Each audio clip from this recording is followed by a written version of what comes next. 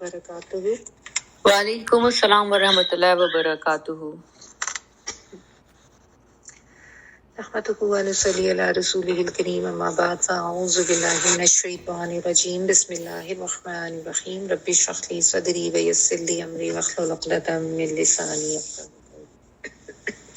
अल्लाहुम्मा फ़क़्हिना फ़िद्दीन, अल्लाहुम्मा फ़क़्हिना फ़िद्दीन। आमीन या रब्बल आलमीन। जी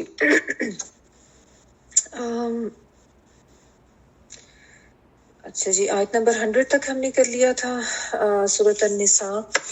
और इसमें जो है मुजाहिदीन के हवाले से अल्लाह ताला ने बताया कि जो मुजाहिदीन हैं फी सबीलिल्लाह, अल्लाह की राह में अपनी जान से अपनी मालों से जहाद करने वाले, उनका रुतबा बहुत बुलंद है बनिस्बत उसके जो बैठ रहते हैं। ठीक है, लेकिन उसमें साथ एक एक्सेप्शन अल्लाह ताला ने ये बता दी कि हाँ, अगर कोई किसी तकलीफ की वजह से या किसी माजूरी की वजह से बैठ रहता है तो उनके बारे में ये बात नहीं कही जा रही।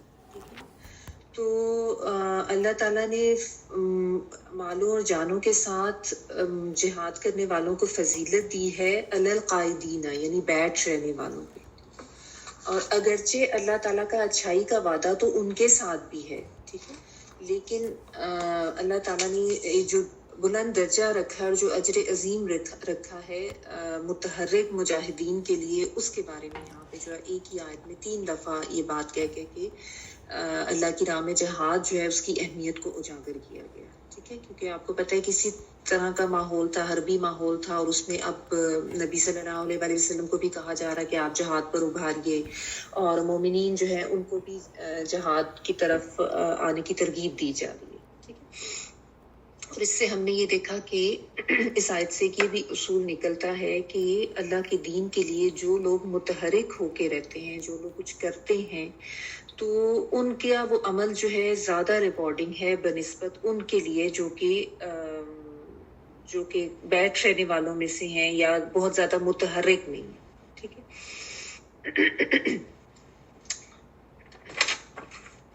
तो इसके अलावा फिर ये भी हमने आयत में पढ़ा कि अगर कोई दारुल कुफर में ही रहता है और वहां पे रहते हुए उसको दीन पर अमल भी नहीं करने दिया जा रहा, लेकिन वो अपनी बगैर किसी शरई उज़र के अपनी दुनिया का जो फायदा है उसको देखते हुए अपनी माल या जान या अपना घर बार या कारोबार, इन सब चीज़ों को अहमियत देता है और दीन पर अमल करने को अहमियत नहीं देता और वो वहीं पर रहता है, तो उनके बारे में अल्लाह ताला ने ये बताया कि उनकी जान कब्ज करने के लिए जब फरिश्ते आते हैं तो उनको ये कहते हैं कि तुमने अपनी जानों पर क्यों जुल्म किया, और वो कहते हैं कि हम कमज़ोर थे, मजबूर थे, हमें तो अमल नहीं करने दिया जा रहा था दीन पर। तो उनको ये कहा जाता है कि नहीं, अल्लाह की ज़मीन तो बहुत वसी थी, क्या तुमने अल्लाह की ज़मीन में वसअत नहीं पाई कि तुम यहाँ से हिजरत करके कहीं और चले जाते? तो इससे ये भी पता चलता है कि ऐसी सिचुएशन में उस जगह को छोड़ के हिजरत करके चला ही जाना चाहिए जहाँ पे कुफार का ऐसा गलबा हो कि वो दीन पर अमल ना करने दे रहे हैं। ठीक है, लेकिन इसमें भी एक इस्तिस्ना बता दिया गया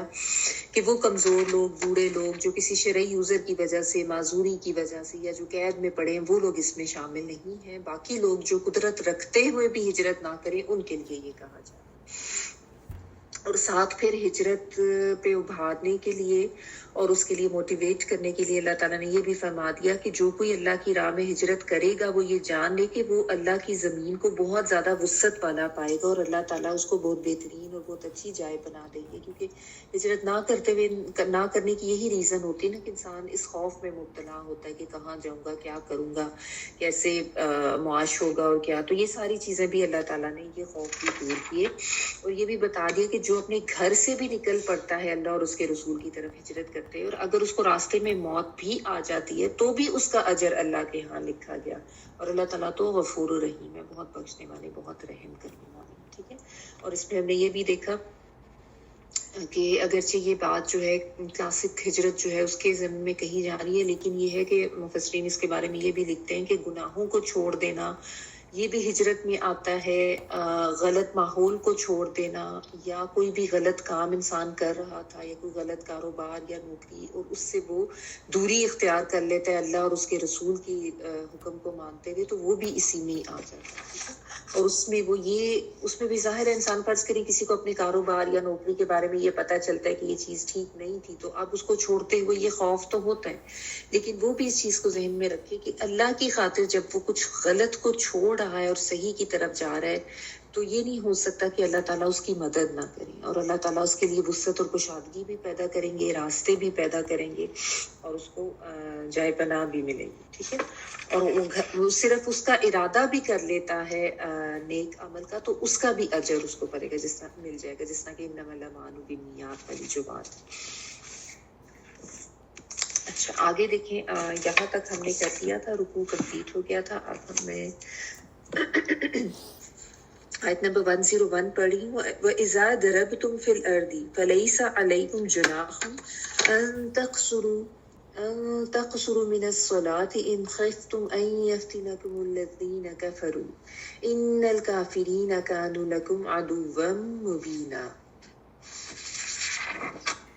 جب تم سفر پر نکلو تو تم پر کوئی حرج نہیں کہ تم نمازوں کو قصر کر لو، اگر تمہیں ڈر ہو کہ کافر تمہیں ستائیں گے، یقیناً کافر تمہارے کھلے دشمن ہیں۔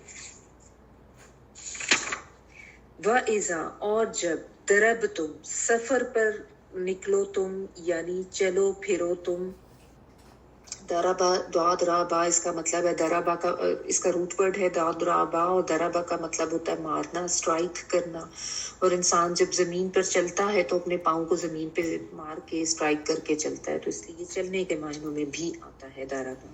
تم کے معنوں میں، فی الارض زمین میں، فلیسا تو نہیں ہے، لیسا نہیں کے لیے آیا، علیکم اوپر تمہارے، الا اور کم سے مل کے، جناح کوئی گناہ، جیم نون اور ہاں، ٹھیک ہے، ان کے تقصرو تم قصر کرو، تا تعین والا تم کے معنوں میں قاف صاد را جو ہے قصر کرنا کمی کے لیے آتا ہے۔ قصور کا ورڈ بھی ہم کہتے ہیں نا کہ کیا قصور ہے، کیا کوتاہی ہوئی ہے، کیا کمی ہوئی ہے، ٹھیک ہے، کہ تم قصر کرو من الصلاۃ نماز میں سے، ان اگر خفتم خوف کھاؤ تم، ٹھیک ہے، خواہ واو فا ڈرو تم یا خوف کھاؤ تم، ان کے یفتینکم وہ فتنے میں ڈال دیں گے تم کو، یا وہ کے معنوں میں فا تا نون فتن جو ہے وہ فتنے کے لیے آتا ہے، ٹھیک ہے، کم تم سب کو، کہ وہ فتنے میں ڈال دیں گے، کون فتنے میں ڈالیں گے، الذین کفروا وہ لوگ جنہوں نے کفر کیا، یعنی کافر جو ہے وہ تمہیں فتنے میں ڈال دیں گے، اس چیز کا تمہیں خوف ہے تو یہ کر لو۔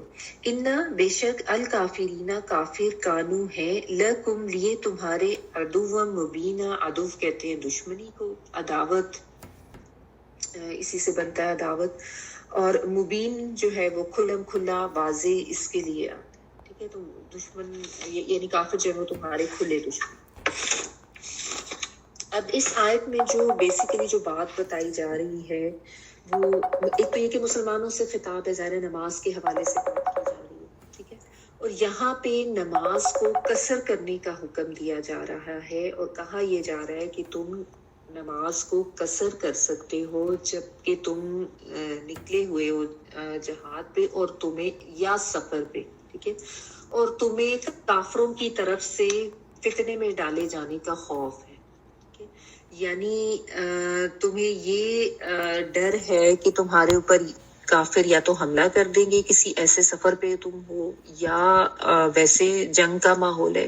اس میں یہ جو بات کہی جا رہی ہے نا، اس میں آپ یہ ذہن میں رکھیں کہ ایسا اس لیے کہا جا رہا ہے کیونکہ اس وقت جو ایک حربی ماحول بنا ہوا تھا، وہاں پہ کوئی سفر، عام سفر بھی جو ہے وہ خوف سے خالی ہوتا ہی نہیں تھا، ٹھیک ہے نا، ہر وقت ہی دشمن جو ہے وہ اسی طاق میں رہتا تھا کہ کسی نہ کسی طرح اٹیک کریں، حملہ کریں، نقصان کریں، اور اس کے علاوہ یا پھر جنگ وغیرہ کا ماحول ہوتا تھا۔ تو اگرچہ اس آیت سے تو مطلب یہی نکلتا ہے کہ جب تم سفر کر رہے ہو یا تم فی سبیل اللہ جہاد کر رہے ہو تو تمہارے اوپر نماز میں کمی کر لینے میں کوئی حرج نہیں ہے کہ تم نماز کو جو ہے وہ قصر کر لو، ٹھیک ہے، یعنی اس آیت میں تو سفر یا جنگ کے ساتھ دشمن کے اندیشے کا بھی ذکر ملتا ہے، لیکن جب ہم سنت رسول صلی اللہ علیہ وسلم کو دیکھتے ہیں تو ہمیں پتہ چلتا ہے کہ آپ صلی اللہ علیہ وسلم نے امن کے سفر میں بھی نماز جو ہے اس کو قصر کیا ہے، یعنی صرف خوف والے سفر میں نہیں کیا، امن کے سفر میں بھی آپ صلی اللہ علیہ وسلم نے نماز کو قصر کیا ہے۔ اور قصر جیسا میں نے آپ کو بتایا کم کر لینے کے معنوں میں آتے، کمی کے معنوں میں آتے، ٹھیک ہے۔ تو یہ ضروری نہیں ہے کہ خوف کی ہی حالت ہو، امن کی حالت میں بھی اگر آپ سفر کر رہے ہیں تو نماز کو قصر کر لیا جانا چاہیے، کر سکتے ہیں۔ اور یہ بھی کوئی ضروری نہیں کہ جو سفر ہے وہ فی سبیل اللہ ہی ہو، کوئی بھی سفر ہو، یعنی ضروری نہیں کہ فی سبیل اللہ کا سفر ہے یا آپ حج پہ جا رہے ہیں یا کوئی دین کا علم حاصل کرنے کا سفر کریں، ہر طرح کے سفر میں آپ قصر کر سکتے ہیں۔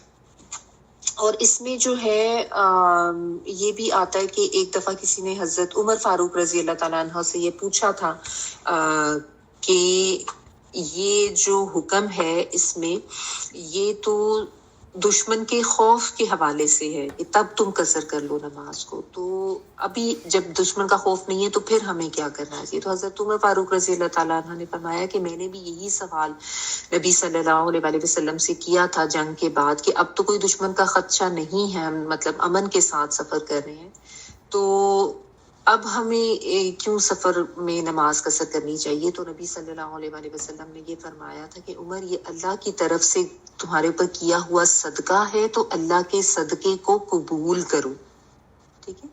یہ بہت اہم بات ہے، یعنی اللہ تعالیٰ نے تمہارے اوپر یہ صدقہ کیا ہے، تمہارے لیے ایک آسانی کی ہے کہ سفر میں اللہ تعالیٰ نے اپنا یہ جو حق ہے اس کو کم کر لیے، کیونکہ سفر میں جو ہے ظاہر صعوبتیں ہوتی ہیں، مشکلات ہوتی ہیں، تھکاوٹ ہوتی ہے، تو اس کے لیے اللہ تعالیٰ نے یہ صدقہ کیا ہے کہ اپنا حق جو ہے وہ کم کر دیا ہے، تو اللہ کے صدقے کو قبول کرنا چاہیے۔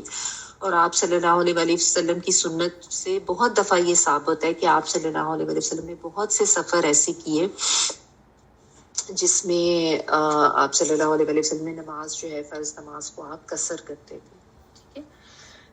اچھا،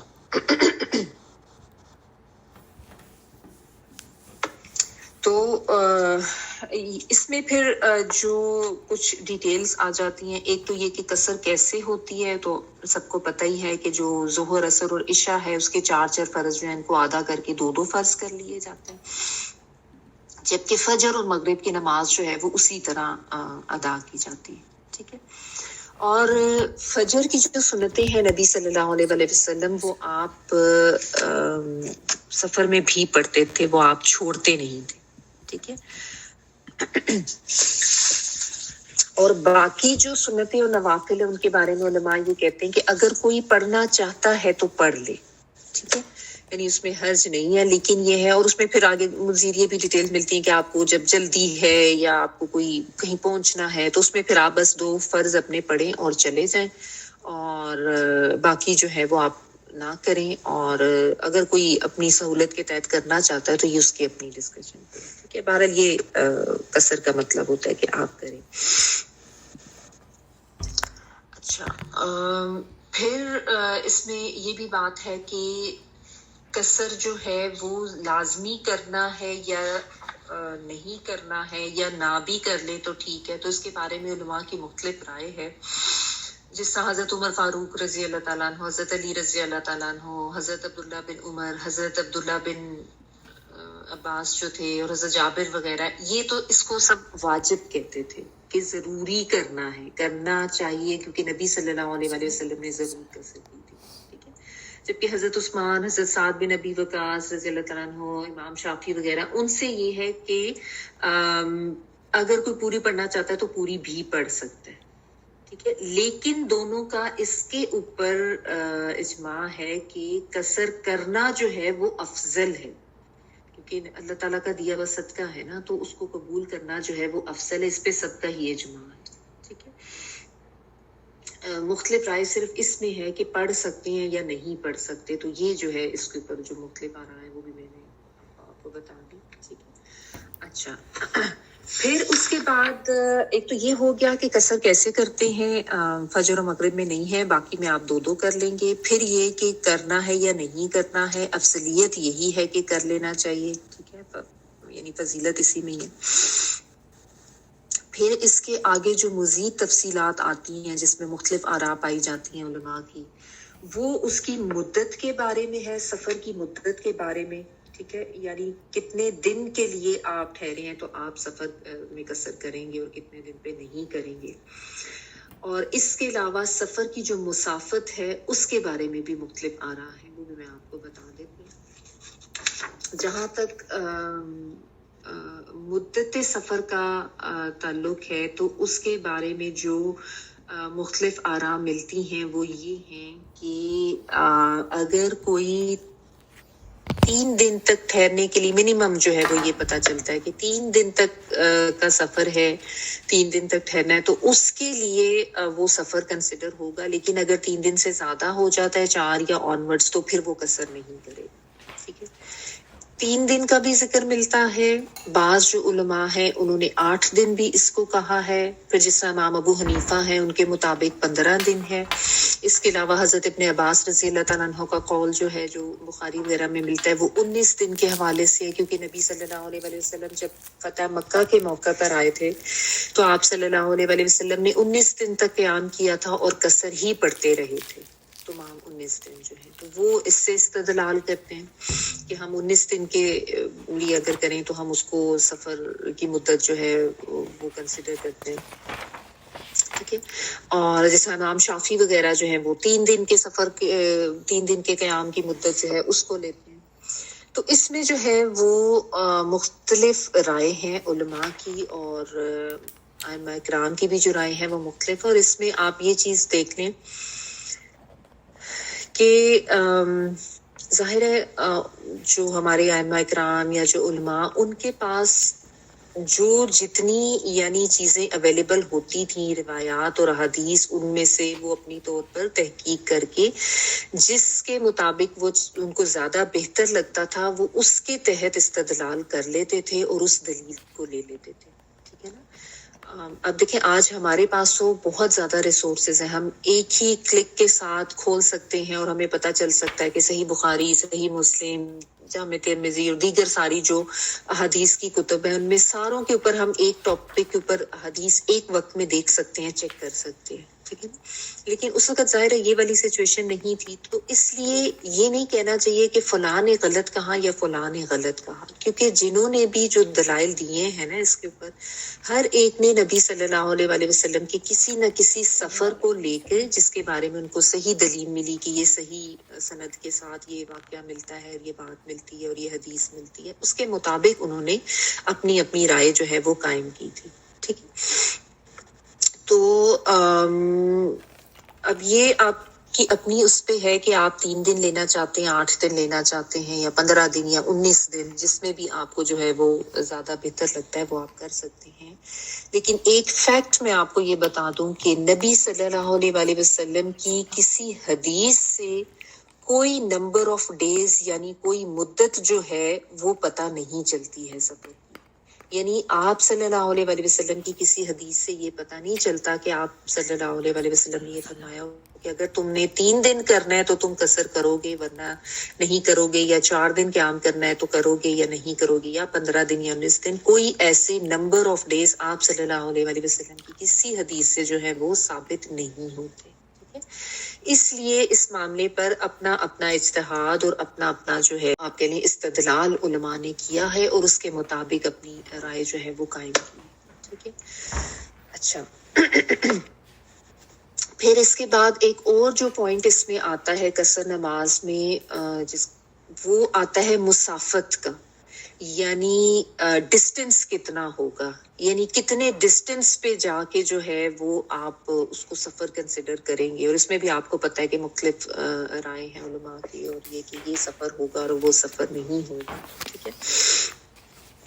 اس میں بھی جو منیمم ملتا ہے نا وہ 3 فراسخ ملتا ہے روایات کے۔ فراسخ جو ہے نا فرسخ سے ہے، فرسخ بیسیکلی فاراسین خا، یہ بیسیکلی 3 مائل کے برابر ایک فرسخ کہلاتا تھا. یعنی جس طرح ہم کلومیٹرز اور میٹرز لیتے ہیں نا، تو اس طرح یہ فرسخ جو ہے یہ ان کا ایک ہوتا تھا عربوں کا طریقہ ناپنے کا. اور ایک فرسخ 3 میل کے برابر ہوتا تھا، لیکن وہ میل ہمارے والے مائلز نہیں ہوتے تھے، ان سے بڑے ہوتے تھے. یعنی جس طرح ہمارا تو ایک میل جو ہے یا 1 mile is equal to 1.6 kilometre I guess, تو لیکن یہ اس سے زیادہ ہوتا تھا، وہ بڑا میل ہوتا تو جو عربوں میں جس کو 1 میل کنسیڈر کیا جاتا. تو وہ 3 فراسخ یا 9 میل جو ان کے ہوتے تھے نا، وہ that comes to around 21 kilometres. ہمارے والے کلومیٹرز میں اگر آپ لیں تو وہ 3 فراسخ جو ہے وہ 21 کلومیٹرز کے قریب بنتے ہیں آج ہمارا جو ڈسٹینس ہے. ٹھیک ہے، جس میں کیونکہ میں نے آپ کو بتایا کہ ہمارے مائل جو ہیں وہ چھوٹے ہیں، ان کے بڑے ہوتے تھے. اچھا، تو یہ اب نبی صلی اللہ علیہ وآلہ وسلم نے جہاں جہاں قصر کیا، وہاں سے جو سند اور روایات لوگوں کو ملی، اس کے مطابق انہوں نے نتائج اخذ کیے. جس طرح یہ بھی آتا ہے کہ آپ صلی اللہ علیہ وآلہ وسلم نے ذوالحلیفہ کے مقام پہ رکے، وہاں پہ انہوں نے قصر نماز پڑھی. اس کے علاوہ دیگر جو جگہیں ان کا بھی آتا ہے، خیبر تک پہنچے تو کی، فلاں جگہ پہ گئے تو کی. بہرحال جو منیمم ملتا ہے وہ 21 کلومیٹر یعنی 3 فراسخ یا 9 میل جو عربوں کے تھے وہ ملتا ہے. اس کے علاوہ بعض نے 48 میل بھی بتایا ہے، بعض نے 81 میل بتایا ہے، بعض 80 میل بتاتے ہیں. ٹھیک ہے نا، تو اس کے بارے میں بھی مختلف آراء ہیں. اب دیکھیں، اب 48 یا 80 یہ تو زیادہ ہیں، ظاہر ہے وہاں پہ تو ہوگا ہی ہوگا. اگر اس سے پہلے 3 فراسخ جو ہے جو 9 میل ہے اس پہ ہوگا، تو یعنی منیمم تو 21 کلومیٹر یہ اتنے پہ جو ہے وہ روایت ملتی ہے کہ ہوتا ہے. لیکن ونس اگین اس کے بارے میں بھی آپ کو میں جو فیکٹ ہے وہ یہ بتا دوں کہ نبی صلی اللہ علیہ وآلہ وسلم کی کسی حدیث سے کوئی مسافت کا بھی تعین نہیں ہوتا کہ اتنے میل پر یا اتنے فرسخ پر یا اتنے کلومیٹر پر اگر تم سفر کرو گے تو وہ سفر ہوگا اور اس سے کم پر نہیں ہوگا. ایسی کوئی ڈیٹیلز، کوئی الفاظ، کوئی کلومیٹرز یا میل آپ صلی اللہ علیہ وآلہ وسلم کی حدیث سے نہیں ملتے. ٹھیک ہے، نہ تو نمبر آف ڈیز اور نہ ہی ڈسٹینس جو ہے. ونس اگین اس میں بھی بات وہی ہے جو میں نے آپ کو بتائی کہ جو مختلف آپ صلی اللہ علیہ وآلہ وسلم کے سفر کے احوال لوگوں تک پہنچے، جو ڈیٹیلز پہنچی کہ جس فلاں نے بتایا میں ان کے ساتھ اس سفر پہ تھا، انہوں نے اتنے ڈسٹینس پہ کیا، اتنے دن تک کیا. یہ ساری چیزیں جو ہیں اس کے تحت ہی یہ ساری جو ڈیسیجنز ہیں وہ لیے گئے ہیں، اور اس کے مطابق جو ہے وہ مختلف فتاویٰ آپ کو مل جاتے ہیں. تو بہرحال اس میں میں کہنا صرف یہ چاہ رہی ہوں کہ اس میں کوئی جھگڑنے یا لڑائی کرنے کی بات نہیں ہے. ایک جو بیسک سی ڈیٹیل ہے آپ وہ یہ دیکھ لیں کہ جب آپ اپنے شہر کی حدود سے نکل گئے ہیں، ٹھیک ہے نا، جس جگہ پہ آپ رہتے ہیں، جس جگہ پہ آپ کی سکونت ہے، جہاں پہ آپ کا قیام ہے، وہاں سے جب آپ نکل گئے ہیں تو آپ جو ہیں وہ مسافر ہی کی کیٹیگری میں آئیں گے. ٹھیک ہے نا، جو بھی سفر کے ارادے سے نکلے اور اپنی جو شہر ہے اس کی حدود سے وہ باہر نکل جاتا ہے تو وہ مسافر ہوتا ہے. ٹھیک ہے، اس کے بعد اب یہ ہے کہ آپ اللہ تعالیٰ کی طرف سے یہ ایک کمی کی گئی ہے، ایک قصر کی گئی ہے، ایک صدقہ آپ کے لیے کیا گیا. اللہ تعالیٰ نے یعنی اپنے حق میں کمی کر دی ہے، اور حکمت اس کے پیچھے یہی ہے کہ انسان کے لیے آسانی ہو جائے. کیونکہ جب آپ گئے ہوتے ہیں آپ کو ایک تو یہ کہ ظاہر ہے جگہ نہیں ہوتی ہے، پھر آپ مختلف قسم کی صعوبتیں یا تھکاوٹ اور ان چیزوں سے گزر کے جا رہے ہوتے ہیں. تو یہ اللہ تعالیٰ نے جو حکم دیا اس کے پیچھے یہ حکمت ہے. ٹھیک ہے، تو اس طرح سے یہ ہے. اور اس میں میرا اپنا جو پوائنٹ آف ویو ہے وہ بھی میں آپ کو بتا دیتی ہوں. وہ یہی ہے کہ جب آپ اپنے شہر کی حدود سے نکل گئے ہیں تو آپ مسافر ہیں.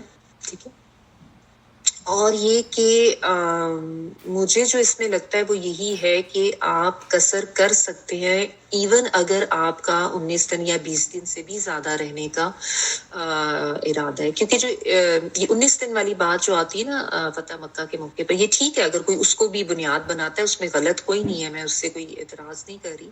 لیکن وہاں پہ جو ہے نا وہ یہ بھی تھا کہ نبی صلی اللہ علیہ وسلم کا رہنا جو ہے وہ اور وہاں سے جانا کنفرم نہیں تھا. किसी भी वक्त पहले मतलब ये भी था कि रह लें, ये भी था कि चले जाएं, और फिर वो दिन बढ़ते जा रहे थे। और इसके ऊपर तो तमाम उलमा का इजमा कि अगर अनसर्टेनिटी, आपको नहीं पता आज जाना है, कल जाना है, परसों जाना है, तो आप चाहे वहां पे महीनों भी क्याम कर लें, आप हर रोज कसर ही पढ़ेंगे। ठीक है। और इसमें भी ऐसी मिलती है रिवायात के कुछ सहाबा इकराम वो ऐसी जगह पे चले गए थे, ये जो रशिया का जो आजरबाईजान वाला जो इलाका है ना, वहां पे जहाँ पे बर्फबारी बहुत ज्यादा शुरू हो गई थी, तो उनका इतने ज्यादा क्याम का इरादा नहीं था। हर रोज वो इरादा करते थे निकलने का, बर्फबारी हो जाती थी, तो वो कई महीने उनको वहां पे रुकना पड़ा, और वो कई महीने ही कसर करते रहते, क्योंकि सफर की जो यानी मुद्दत है उसका वो मुतय्यन नहीं थी। ठीक है ना। तो उसमें तो जाहिर है यही है कि आप रोज भी कसर कर सकते हैं, चाहे आप 6 महीने भी वहां पे रहें या साल भी रहें, जब आपकी मुद्दत ही डिसाइडेड नहीं। लेकिन मैं आपको सिर्फ ये बता रही थी कि अमूमन यही जो होता है ना, हमारे यहाँ चूंकि अबू हनीफा जो है उनकी ज्यादा जो राय है उसको लिया जाता है, यानी इंडो पाक वगैरह में, सब कॉन्टिनेंट में, तो वहां पे यही है कि 15 दिन से ज्यादा अगर आपने रहना है तो आप मुसाफिर नहीं हैं, और अगर 15 दिन से कम आपने रहना है तो फिर आप मुसाफिर हैं, फिर आप कसर करेंगे। ठीक है। जो इसको लेता है बिल्कुल ठीक है, उस पर भी कोई एतराज नहीं, क्योंकि मैंने आपको बताया ना कि कोई ऐसी सही सनद तो उस पर मिलती नहीं है। लेकिन कुछ चीजें ऐसी होती हैं जिन जो आप जब कोई प्रैक्टिकली देखते हैं, ये एक्सपीरियंस करते हैं, तो फिर उससे भी कुछ सवाल आपके ज़हन में आते हैं या आप सोचते हैं उसके ऊपर। तो देखिए, अब जिस तरह कोई जो बुजुर्ग लोग हैं, अगर आप उनको देखें, अब जिस तरह हम इन मुल्कों में रहते हैं, यहाँ पे जब पेरेंट्स आते हैं लोगों के, फर्ज करें पाकिस्तान से आए हैं, जो भी आता है वो जाहिर है कोई 2 हफ्ते के लिए तो नहीं आते ना, long distance, it's a very long distance, very long flight, और वो जाहिर है 2 महीने कम से कम या महीना डेढ़ तो कम से कम रहते ही हैं आके। ठीक है। अब वो सफर की सहूबतें अगर आप एक बुजुर्ग बंदे के लिए जहन में रखें, और जिस तरीके से वो ट्रेवल करके और थका हुआ, और पता भी नहीं होता, थोड़ी डिसओरिएंटेशन भी हो जाती है, नई जगह पर आए हैं, सामान बंद है, तो उसमें अगर ये जाहिर है अल्लाह ताला की तरफ से दिया हुआ सदका है ना, जिसके पीछे हिकमत यही है कि नमाज जो है वो कसर की जा सकती है सफर के दौरान, इस ये नबी सल्लल्लाहु अलैहि वसल्लम की सुन्नत से भी साबित है, तो आप कर लें कसर, उसमें कोई हर्ज नहीं है, चाहे अगर आपने महीने से ज्यादा भी रुकने का किया हुआ था प्लान। और जितने दिन में आपको लगता है कि आप सेटल हो गए हैं, 3 दिन में, 4 दिन में, उसके बाद आप अपनी नॉर्मल रूटीन के ऊपर आ जाएं। ठीक है। और आप नॉर्मल उसको पढ़ना शुरू कर दें। लेकिन वंस अगेन ये मैं अपना एक पॉइंट ऑफ व्यू आपके सामने रख रही हूँ कि मेरे हिसाब से चूंकि कोई दिन डिसाइडेड नहीं है, नबी सल्लल्लाहु अलैहि वसल्लम की तरफ से कोई मुसाफिर जो है वो डिसाइडेड नहीं है, तो अल्लाह ताला की तरफ से यानी एक चीज आप कह लें कि थोड़ी मुबहम रखी गई है, तो इसका मतलब ये है कि इसमें गुंजाइश है। ठीक है ना। और ले लेना चाहिए इस गुंजाइश को भी, और वो जो सदका है उसको भी ले लेना चाहिए, यानी जरूर कर लेना चाहिए कि अल्लाह ताला ने अल्लाह के सदके को क्यों ना कबूल करे इंसान। ठीक है। तो ये इसके बारे में है। लेकिन बहरहाल जो 15 दिन वाले को फॉलो करते हैं, या जिस तरह इमाम शाफी वगैरह के अगर कोई फॉलोअर्स हैं और वो कहते हैं कि अगर हम 3 दिन से ज्यादा रुक रहे हैं और वो 4 या 5 दिन के उस पे वो कहते हैं कि हम कसर नहीं करेंगे और उसमें वो कंफर्टेबल है, वो वैसे कर लें। ठीक है। लेकिन बहरहाल इसके ऊपर ये भी एक बात है। और मौलाना इसहाक को भी उनको भी मैंने एक दफा सुना था, और उन्होंने भी यही कहा था अपने उसमें कि चूंकि नबी सल्लल्लाहु अलैहि वसल्लम से कोई मुद्दत, कोई मुसाफिर जो है वो नहीं है, तो जो भी लोगों ने कहा है वो अपने अपने इस्तदलाल के मुताबिक कहा है। तो आपको अगर ठीक लगता है तो आप उसके ऊपर मुताबिक अमल करें। बहरहाल ये है। और ये भी है कि इसमें ये नहीं कहना चाहिए कि ये तो सिर्फ इसमें जो है चूंकि इसमें जो है सिर्फ खौफ की हालत में सलातुल कसर जो है उसकी बात की गई है, ऐसा नहीं है। क्योंकि देखिए नबी सल्लल्लाहु अलैहि वसल्लम की सुन्नत से अगर अमन के सफर में भी कसर करना साबित है, तो यकीनन आप सल्लल्लाहु अलैहि वसल्लम ने अल्लाह ताला के हुक्म से ही ये अमल किया। इसीलिए कहते हैं ना कि आप सल्लल्लाहु अलैहि वसल्लम की सुन्नत को लेके जो है वो साथ देखना जरूरी होता है कुरान के अहकामात को समझने के लिए। ठीक है ना। तो और अगर आप सल्लल्लाहु अलैहि वसल्लम ने इसको अल्लाह ताला की तरफ से सदका करार दिया है, तो अल्लाह के हुक्म से ही करार दिया ना, अल्लाह ताला ने ही आपको ये बातें बताई जो आपने आगे उम्मत तक पहुंचाई। तो इसलिए ये भी चीज इसमें वाज़ेह हो जानी चाहिए। तो ये अल्लाह ताला ने बता दिया कि वो जो अगर तुम्हें یہ خوف ہو کہ وہ تمہیں فتنے میں ڈالیں گے کافر لوگ، اور کافر لوگ تو ہیں ہی تمہارے دشمن، کھلا دشمن ہے، واضح دشمن ہے، وہ تو چاہتے ہی ہیں کہ تمہیں مصیبت میں ڈالیں یا تمہیں پرابلم میں ڈالیں یا تمہیں فتنے میں ڈالیں، لیکن اس کے لیے تمہارے لیے یہ آسانی کر دی گئی ہے کہ تم نے نماز جو ہے اس کو قصر کر لینا، لیکن بہرحال نماز پڑھنا ضرور ہے۔ اگرچہ آپ سفر کی صعوبتوں سے بھی گزر رہے ہیں تو نماز جو ہے اس کی معافی نہیں ہے، ٹھیک ہے نا، یہ ایسا فریضہ ہے جس کی معافی کسی حال میں بھی نہیں ہے، وہ کرنا ہی کرنا ہے، ٹھیک ہے۔ بلکہ اس سے بھی زیادہ بھی اگر آپ ابھی اگلی آیت دیکھیں نا تو اس میں آپ کو مزید نماز کی اہمیت پتہ چلے گی۔ اگلی آیت پڑھی 102، وَإِذَا كُنْتَ فِيهِمْ فَأَقَمْتَ لَهُمُ الصَّلَاةَ فَلْتَقُمْ طَائِفَةٌ مِّنْهُمْ مَعَكَ وَلْيَأْخُذُوا أَسْلِحَتَهُمْ فَإِذَا سَجَدُوا فَلْيَكُونُوا مِنْ وَرَائِكُمْ وَلْتَأْتِ طَائِفَةٌ أُخْرَى لَمْ يُصَلُّوا فَلْيُصَلُّوا مَعَكَ وَلْيَأْخُذُوا حِذْرَهُمْ وَأَسْلِحَتَهُمْ وَدَّ الَّذِينَ كَفَرُوا لَوْ تَغْفُلُونَ عَنْ أَسْلِحَتِكُمْ وَأَمْتِعَتِكُمْ فَيَمِيلُونَ عَلَيْكُمْ مَيْلَةً وَاحِدَةً وَلَا جُنَاحَ عَلَيْكُمْ إِن كَانَ بِكُمْ أَذًى مِّن مَطَرٍ أَوْ كُنتُم مَّرْضَىٰ أَن تَضَعُوا أَسْلِحَتَكُمْ وَخُذُوا حِذْرَكُمْ إِنَّ اللَّهَ أَعَدَّ لِلْكَافِرِينَ عَذَابًا مُهِينًا۔ جب تم ان میں ہو اور ان کے لیے نماز قائم کرو یا نماز کی اقامت کرو تو چاہیے کہ ان کی ایک جماعت تمہارے ساتھ اپنے ہتھیار لیے کھڑی ہو، پھر جب وہ سجدہ کر چکیں تو یہ ہٹ کر تمہارے پیچھے چلے جائیں، اور وہ دوسری جماعت جس نے نماز ابھی تک نہیں پڑھی وہ آ جائے اور تمہارے ساتھ وہ نماز ادا کرے اور اپنا بچاؤ اور اپنا ہتھیار لیے رہے۔ کافر تو یہی چاہتے ہیں کہ کسی طرح تم اپنے ہتھیاروں اور اپنے سامان سے بے خبر ہو اور وہ تم پر اچانک دھاوا بول دیں۔ ہاں، اپنے ہتھیار اتار رکھنے میں اس وقت تم پر کوئی گناہ نہیں جب تک کہ تمہیں کوئی تکلیف ہو یا بارش کے سبب یا کوئی بیمار ہو جانے کی۔ اپنے بچاؤ کی چیزیں ساتھ لیے رکھو، یقیناً اللہ تعالیٰ نے منکروں کے لیے ذلت کی مار تیار کر رکھی۔ پہلے اس کا الگ سی ترجمہ دیکھ لیں۔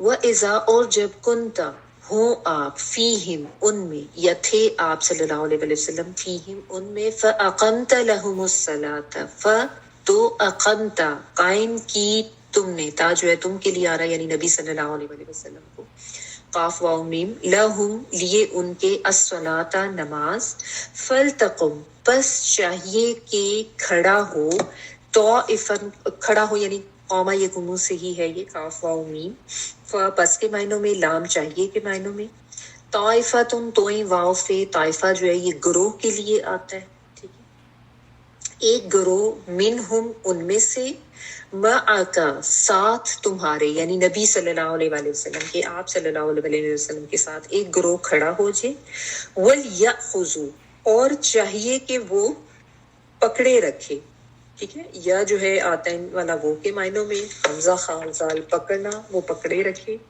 اسلحتہم اسلحہ ان کا، ٹھیک ہے، فَإِذَا اسلحہ یعنی ویپنز جو ہیں وہی والی ورڈ ہے، فَإِذَا پھر جب سجدوا وہ سجدہ کر لے، سین جیم دال، فَلْيَكُونُوا پس چاہیے کہ وہ ہوں، مِن وَرَائِكُمْ تمہارے پیچھے، واو را یا یعنی اب وہ گروہ پیچھے چلا جائے، وَلْتَأْتِ اور چاہیے کہ آ جائے، لام چاہیے کے لیے ہے، تا مونس کے لیے آ رہا ہے کیونکہ آگے طائفہ کا ورڈ جو ہے وہ مونس ہے، اور روٹ جو ہے اس کا وہ حمزہ تا اور یا ہی ہے، ٹھیک ہے، آنے والا، آ جانا، اس کے معنوں میں جائے، اور چاہیے کہ آ جائے، طائفتن ایک گروہ، اخرى دوسرا یعنی اب دوسرا گروہ آ جائے جو کہ پہلے جو ہے وہ کھڑا ہوا تھا، اس نے وہ نماز میں شامل نہیں ہوا تھا، لم یصلو لم نہیں، یصلو انہوں نے نماز پڑھی، سواد لام یا سواد لام، یعنی جنہوں نے نماز نہیں پڑھی وہ دوسرا گروہ اب آگے آئے گا، فَلْيُصَلُّوا بس چاہیے کہ اب وہ نماز پڑھیں یعنی یہی دوسرا گروہ، مَعَکَ آپ صلی اللہ علیہ وسلم کے ساتھ، وَلْيَأْخُذُوا اور چاہیے کہ وہ بھی پکڑے رکھیں، حِذْرَهُمْ اپنا بچاؤ، ہا زال اور را، حِذر جو ہے وہ بچاؤ کے لیے آتا ہے، ٹھیک ہے. وَأَسْلِحَتَهُمْ اور اپنا اسلحہ بھی. ود چاہتے ہیں، واو دال دال چاہنا، بہت شدت سے کچھ چاہنا. الذین وہ لوگ کفروا جنہوں نے کفر کیا، لو کاش، تغفلون تم غفلت میں پڑ جاؤ یا تم غفلت برتو. تا تم کے لیے آ رہا ہے. ان سے اسلحتکم اپنے اسلحے سے، یعنی وہ تو یہی چاہتے ہیں کہ تم اپنے اسلحے سے غافل ہو جاؤ.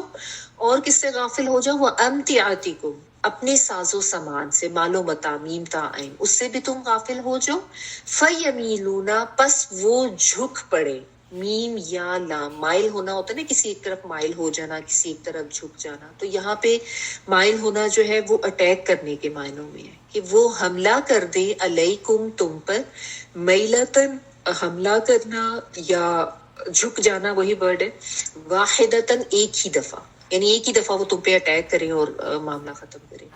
ولا اور نہیں، جناح کوئی گناہ، علیکم تم پر، ان اگر کانا ہو، بکم ساتھ تمہارے، اذن کوئی تکلیف، من مطرن بارش میں سے، مطر بارش کو کہتے ہیں، یہی روٹ ورڈ ہے.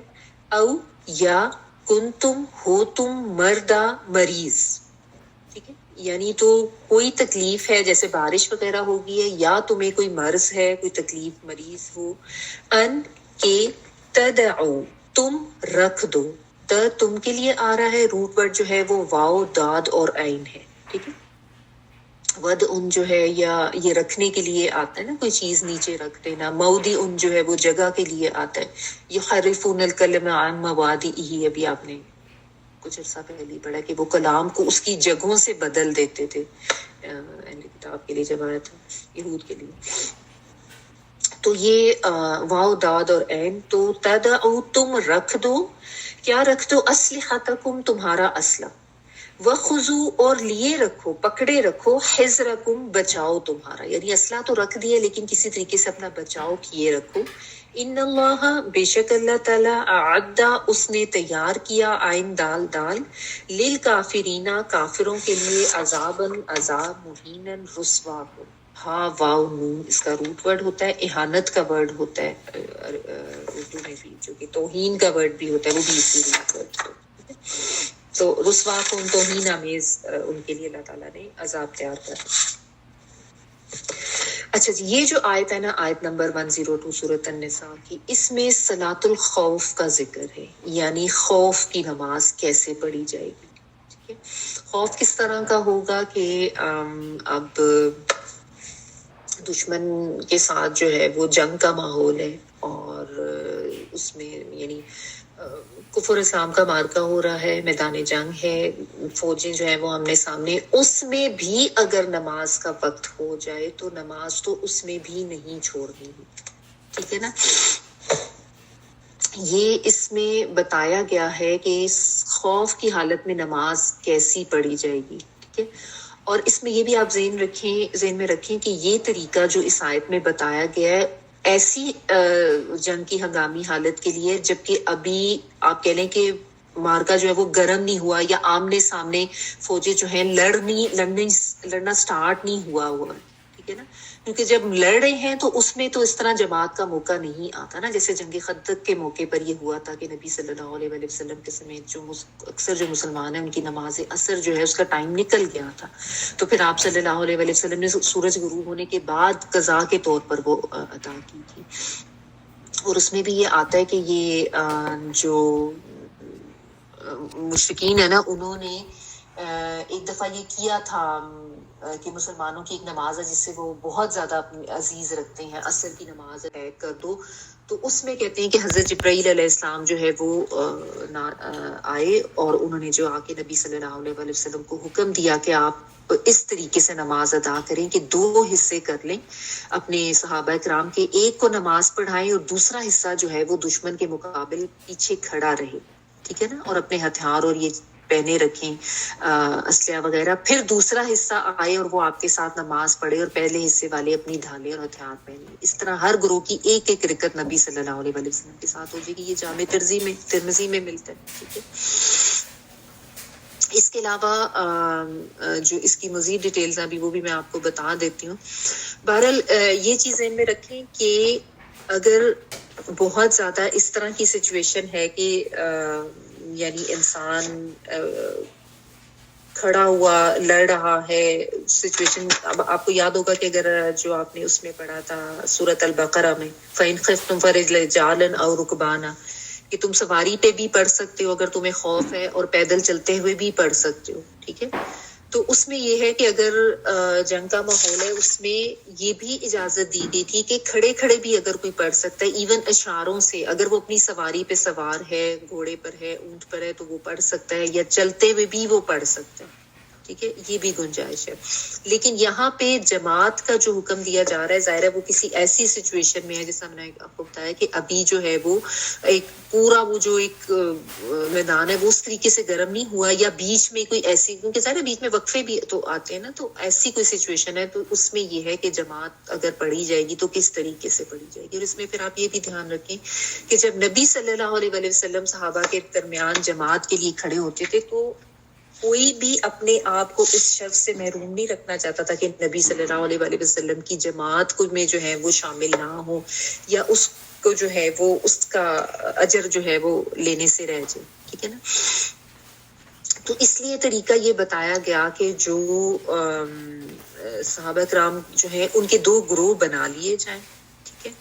اور اس میں پھر یہ ہو کہ ایک گروہ جو ہے وہ اپنا اسلحہ پکڑ کے دشمن کے ساتھ ان پہ نظر رکھے, ان کی طرف سے جو کرنا ہو کے رہے وہ نماز ابھی نہیں پڑھے. دوسرا گروہ جو ہے وہ نبی صلی اللہ علیہ وسلم کے ساتھ نماز پڑھے. اس کے بعد وہ گروہ جب نماز پڑھ لے نبی صلی اللہ علیہ وسلم وہیں پہ رہیں گے, وہ گروہ اب چلا جائے گا اور جو پہلا والا گروہ جو کہ پیچھے دشمن کے ساتھ کھڑا ہوتا وہ آ جائے گا اور وہ آ کے نماز پڑھے گا. اب یہ بھی جو ہے نا نماز صلاۃ الخوف اس کے مختلف طریقے آپ کو ملتے ہیں. نبی صلی اللہ علیہ وسلم نے مختلف طریقے سے اس کو پڑھایا ہے. اور اس میں جو اگر آپ اس آیت کو دیکھیں تو اس پہ اکثر مفسرین نے اس کو یہ بیان کیا ہے کہ صلاۃ الخوف جو ہے وہ 1 رکعت کی نماز تک بھی پڑھائی گئی ہے, یعنی اتنی بھی کمی اس میں کی گئی. اور اس میں یہی پتہ چلتا ہے کہ نبی صلی اللہ علیہ وسلم جو ہیں وہ کھڑے ہوئے, انہوں نے نماز پڑھانی شروع کی. ایک گروہ ان کے پیچھے صرف آ کے کھڑا ہو کے اس نے جوائن کیا ہے نماز کو. دوسرا گروہ جو ہے وہ دشمن کے اوپر اپنا اسلحہ وغیرہ پکڑ کے ان کے ساتھ ہی جو کرنا کھڑا ہے ان کے اوپر نظر رکھے ہوئے. اور اس گروہ نے بھی اپنا اسلحہ وغیرہ جو ہے وہ پکڑا ہوا ہے. اور وہ یہ ہو رہا ہے کہ آپ صلی اللہ علیہ وسلم نے 1 رکعت نماز پڑھا دی. ٹھیک ہے. اس کے بعد آپ صلی اللہ علیہ وسلم کھڑے رہے اور یہ جو گروہ تھا انہوں نے اپنی اگر 1 رکعت پڑھی لیں تو اس میں یہ کہ یہ گروہ انہوں نے جب سجدہ کی بات ہے نا وہ بیسیکلی ختم کرنے کے حوالے سے ہے کہ انہوں نے اپنی ایک ہی رکعت جو تھی سجدے کے بعد کمپلیٹ کر لی, یعنی اسی میں انہوں نے تشہد کر لیا, وہ چلے گئے. اس کے بعد وہ جا کے کھڑے ہو گئے دشمن کے اوپر نظر رکھنے کے لیے اور وہ بڑا گروہ آیا اور اس نے آ کے نبی صلی اللہ علیہ وسلم کے ساتھ جماعت کی. انہوں نے بھی اسلحہ پکڑا ہوا ہے اور اب نبی صلی اللہ علیہ وسلم جو ہے وہ اپنی دوسری رکعت پڑھ رہے. ٹھیک ہے. تو نبی صلی اللہ علیہ وسلم نے جب اپنی دوسری رکعت پڑھی تو اس گروہ نے جو ہے 1 رکعت پڑھ کے انہوں نے بھی سلام پھیر دیا اور نبی صلی اللہ علیہ وسلم کی 2 رکعت نماز ہوئی اور اس گروہ کی جو ہے وہ 1 رکعت ہو گئی. تو یعنی یہ 1 رکعت بھی پڑھی جا سکتی ہے صلاۃ الخوف میں, یہ بھی مفسرین کا بیان ہے. اور اس میں جو ہے حضرت ابن عباس رضی اللہ تعالیٰ عنہ ان کا قول ملتا ہے کہ اللہ تعالیٰ نے تمہارے نبی کی زبان سے حضر میں 4, حضر کا مطلب ہوتا ہے جب سفر نہ ہو, یعنی آپ گھر پہ ہیں, حضر میں 4, سفر میں 2 اور خوف میں 1 رکعت نماز فرض کی. اور یہ صحیح مسلم کی جو کتاب الصلاۃ ہے باب صلاۃ المسافرین اس میں آتا ہے یہ. سوری. اچھا تو یہ بھی آتا ہے. اس کے علاوہ یہ بھی آتا ہے کہ ایک طریقہ یہ بھی, یہ تو 1 رکعت نماز پڑھنے کا ہو گیا نا. اس کے علاوہ 2 رکعت صلاۃ الخوف پڑھنے کا بھی آتا ہے. اس کا طریقہ یہ بیان ہوتا ہے اور یہ سارے طریقے جو ہے نا آپ کو مختلف حدیث میں مل جاتے ہیں مختلف موقعوں پر.